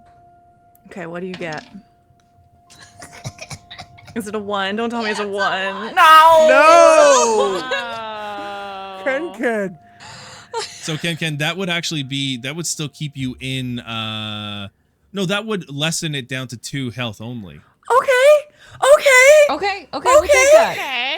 And you She's restored alive. some. And what? You restored some health earlier, so if you didn't Yeah. do that. We taken from that. So Ken has 1 still to Okay. their name. Ken is just getting Hell yeah. attacked One's down. all you need. And That's that like that's my turn. yeah, the little iridescent frog is glowing, and you're glowing with this like shield shimmering around you. Yes, actually, after all the skeletons pull their swords out, you see like there's a glow, a shimmering glow around Ken. Oh my god. Why do I It hate you hurts so much? more than I thought it would. Oh, who's next? Oh man. How do, sorry, just a quick question. Yeah. How do health potions work in terms of action economy? It's an action. Okay. So if I give Ken a health potion, I can do that, or does Ken have to have one? I could say you could give Ken one. And if Ken were, is it like D&D a little bit like it's kind of just better to wait for them to die? That's fair. That's fair. You know, It's like, fair. or but- once Save Ken the Arcanist. like what happens when you reach max HP damage? Like, can I still give a potion then? No, or well, like it's too late? you can go when you go like below HP, you can go Blaze of Glory. So You can also have avoid death, which is temporary unconscious and can't be attacked. And you can roll hope if you roll greater than your level, you gain a scar, and which that means is you're not going to worry about it for the one shot. I would explain it if it was in a campaign. You feel a little hand on your foot. Yeah. Protect the Arcanist, or else we won't get paid. I like your priorities, Ken. Yeah. Okay. Don't worry. I'll If you get us do them need- doubloons. If you do need to know, this one here is 1 health point away from dying. If you need to know. Doesn't that it- information. Well, Does it go Peter, into it doesn't stress help after me that? when you don't let me attack multiple creatures. Does it go in? This is your fault. Does it Yes. go to I will go tell Darrington stress? Press that it was mine. Yes. Does it go to stress after you reach max threshold on your HP? Is that how it works? Or No, something when about you- that? after you- once when you mark- stress goes up, Yeah. you go at HP. Got it. I had it the Yes. other way around. Okay. Okay. Yeah, Mr. Nancy, he's gonna. I guess if we're taking a second here, I'm gonna try to kill that fucking wraith. He's gonna. You see intensely as his wings start to vibrate at a frequency that's almost high enough to stir the winds. It's really not a single blade of grass is moving. Oh dear. But he lifts into the air with a sudden flash of pink glitter as you see Mr. Nancy fly up, and he's sort of like, at this point, he might be a little drunk, but he kind of pops his pistol up, and he's like, "Hold still, Mr. Ghost," and he's just gonna fire at this other wraith again. So.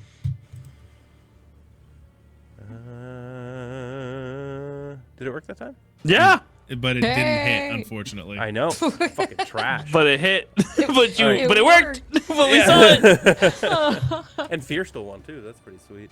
There's 5 yeah. with fear. I know. Yeah, it's stupid. All right. Yeah. So yeah, with that, anybody else? I'm flying now though. Oh, it's my turn. I roll. It's a fear. It's a fear, y'all. Oh yeah. god damn it. Oh yeah. Peter. The one here is going to actually attack the Arcanist again, seeing Ken on the vulnerable. God damn it! It's only a 9, so it doesn't hit.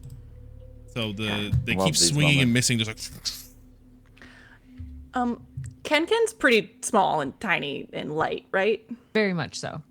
Throw them at the skeletons. Do it. Do it. Well, Peter, Use would Ken's you limp allow body as a me- weapon. Would you allow me to scoop Ken up and fly like 20 feet in the air and attack? Not with Ken, but attack the things? yeah, I'll allow it. Okay, great. I'll see Ken, like my shield activate around Ken, and I just like dive at Ken and scoop you up and lift up into the air, my wings like heaving. Not overly strong, but I think I can manage you. And then I will just throw some bolts of chaotic energy down on the skeleton. Well, actually one on the wraith and then one on, let's say, that skeleton. Hang on, Sounds good. That one also is at 1 HP because of that Okay. was the one that came in from Ilios's attack. Yes. Great. So I'm going Yeah, clean to. I'm gonna get some. I'm gonna do some stress. I'm gonna do a stress, and I'm gonna get a token back, so that I can then add a D10. Okay, great. I'm doing this. You got You're this, doing I it. got You're this, doing I'm it. doing it. You're great. Okay. Doing it. And then I'm adding Peter. another stress. Yes. So like as you see me like go to throw these bolts down, like my nose starts bleeding and like my eyes twitching a little bit. And so I gotta get to see if I hit them. Let's see. So it is it's a with fear, but it is a what's a 7, 8, 9, not 19. That does hit then. But with fear, I'm so sorry. Okay, and then it's a D6, and then a D10. Okay. You got this. 3. Okay, I rolled 2 1s.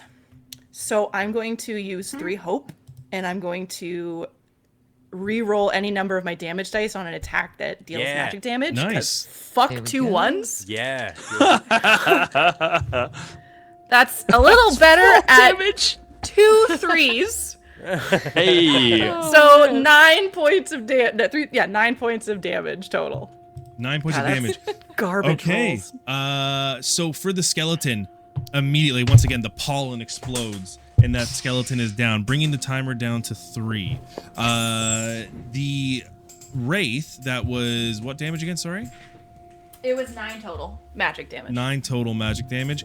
They mark 2, and they are literally flickering in and out of existence now. The with fear, this wraith now suddenly realizing what's going to be happening to them if they don't act soon, they're going to spend a fear, and they're going to target Mr. Nancy, and they're going to fly through, try to fly through his body. They're going to make an attack roll. Cool. And that is was a 4, but no, so it was nothing. It was a 7. So that doesn't hit you. You see this like wraith kind of fly up to you and just meet you at its grace there. So yeah, that's a fail. That's my turn. Thank you, everybody. I think Celestia, it's been a bit for you. So why don't you? Yeah. I would like to approach the GM bench. Yes. Oh, yeah. Never mind. I take that back. We have a You know conversation. what? I got words. Listen, there are 3 fucking really annoying skeletons around me. Okay. And what I would like to do, because Celestia only has 1 attack. Okay. There's at level 1, there's no variability. But I do have a feature that allows me to mark stress and change my rolls with hope to if I roll with fear to make sure that Mr. GM doesn't go again. Yeah. So I approach the GM bench to ask if I can multi-slap these bitches 3 times in a row and mark all the stress points and see if I hit them. If I don't hit, then I stop. Okay. How about this? Okay. Legit. We're gonna take something from your old channel, high or low for your benefit. Oh, I always go high. Hi. There you go. Hey! Okay, but we'll play it fair. We'll see if I actually hit them. So, Woo! You got this. Celestia winds up her windmill attack. I just picture it's just her spinning. It's just Yeah. Yeah. Arms locked Becky, out. Leaves are yeah. starting to pick up off the ground. Yeah, and so the first one is what is that? That hits. 5. Okay. Ooh. Great. Can I just keep rolling? No. Or So you here's the wanna thing in do one at a Daggerheart. time? In Daggerheart, Okay. it's just you literally 1 attack for both. 1 attack for both? So that, Yeah. that hits both of them. Oh, sweet. Oh, okay. Yeah. Yeah. So roll No, the that's- damage for both of them. Well, that's much quicker. Yes. That's It nice. is. Okay, It is. yeah. I really prefer it, honestly. Okay, so and my my other dice thing is at a 3 right now, and I'm gonna use Ken's D6. By the way, that was I'll with have a to fear. What? That was with That the was fear. with fear. Do you Yes. want to? I will mark stress to go again to get that 3rd one. Because I'm annoyed. I will not stop. So, but I mean, we can see how it plays out. Maybe I don't kill both Sure, of them with this sure. go. So, okay, whatever. I'll just roll the damage for this. So that's with my feature Okay. plus 1 because of my dagger, Okay. and then plus Ken's inspiration plus 3, so plus 4 to that. Ken. Get that money. Ken and Meadow, from high above, you see like this whirlwind of leaves start to form around Celestia, and you hear just the sound of a hand hitting like almost like cement. And as the dust clears, 2 skeletons are dead. The timer Yes! is now down to Yeah. 1, y'all. Fuck yeah. kill it. Nice. Murder I it will dead. Fucking mark 2 points of stress and go again. Let's go. Roll. So that's what the Here we ability go. does. Don't stop. Yeah, Don't it does. I stop. marked 2 stress. You and- finally rolled with hope, Yeah. Yay! It's a big moment for you. and that hits. And my feature will be 4, the D4 now. Okay, wait. Before you roll, I just want to let you all know that you have to get What? above a 7, and it'll insta Okay. kill him. Okay, I can definitely do this. So it's whatever comes out of this plus 1 because of the dagger. Yes. All right. Everything else will be accounted for. You got this. Okay, Same let's hand go. of justice. Do it. No! No. Hey. Wait. I have one last prayer dice. Yes. And it's a 1. You can use it to add to damage. You can use it to spend. It says add to rolls results after a roll is made. Oh. For anyone in the Say party. what kind of roll? Yeah, you can use a spent dice Damn, there value you to go. reduce incoming damage, add to a roll's result after the roll is made, or gain hope equal to the result. So Yes. Yeah. Wait, Peter, I get to reroll ones with my feature too. But still, you're with the Either one. way. You're, yeah. Okay, 7. you know. Success. thematically, I like this better. Yeah. So As the, Go ahead. I'll let you finish this one, Ilios. As Celestia raises her hands, the tattoos start to glow in her hand. What does Celestia hear? What does she hear? No, but from Celestia. Ilios. Oh, Okay, okay. Celestia, this is Like, Mercury. I'm not in retrograde. you're like Silent man. How dare you bad talk me? you'll hear Ilyssa's voice in your ear, going, "I've always believed in you. Always." How do you vanquish this foe? Oh boy, this gives Celestia the inspiration of true friendship, because at this point we were just client relationship with a little weirdness with the OnlyFans thing. Yeah. Or, sorry, HolyFans. Holy fans. Whoa. Holy fans. Holy Whoa, fans. Yeah, you're gonna get a holy suit here. And after she gets the wind up as she's doing her whirlwind spin, she's gonna hear Ilias in her head. She's gonna have the inspiration of friendship behind her, and she's gonna do instead of a slap, she's gonna do boom, boom, boom, arm thrust up the nose of the skeleton. But as she's doing it, she's gonna Don't forget to sing. she's gonna say, "I came, I saged, your soul is aligned."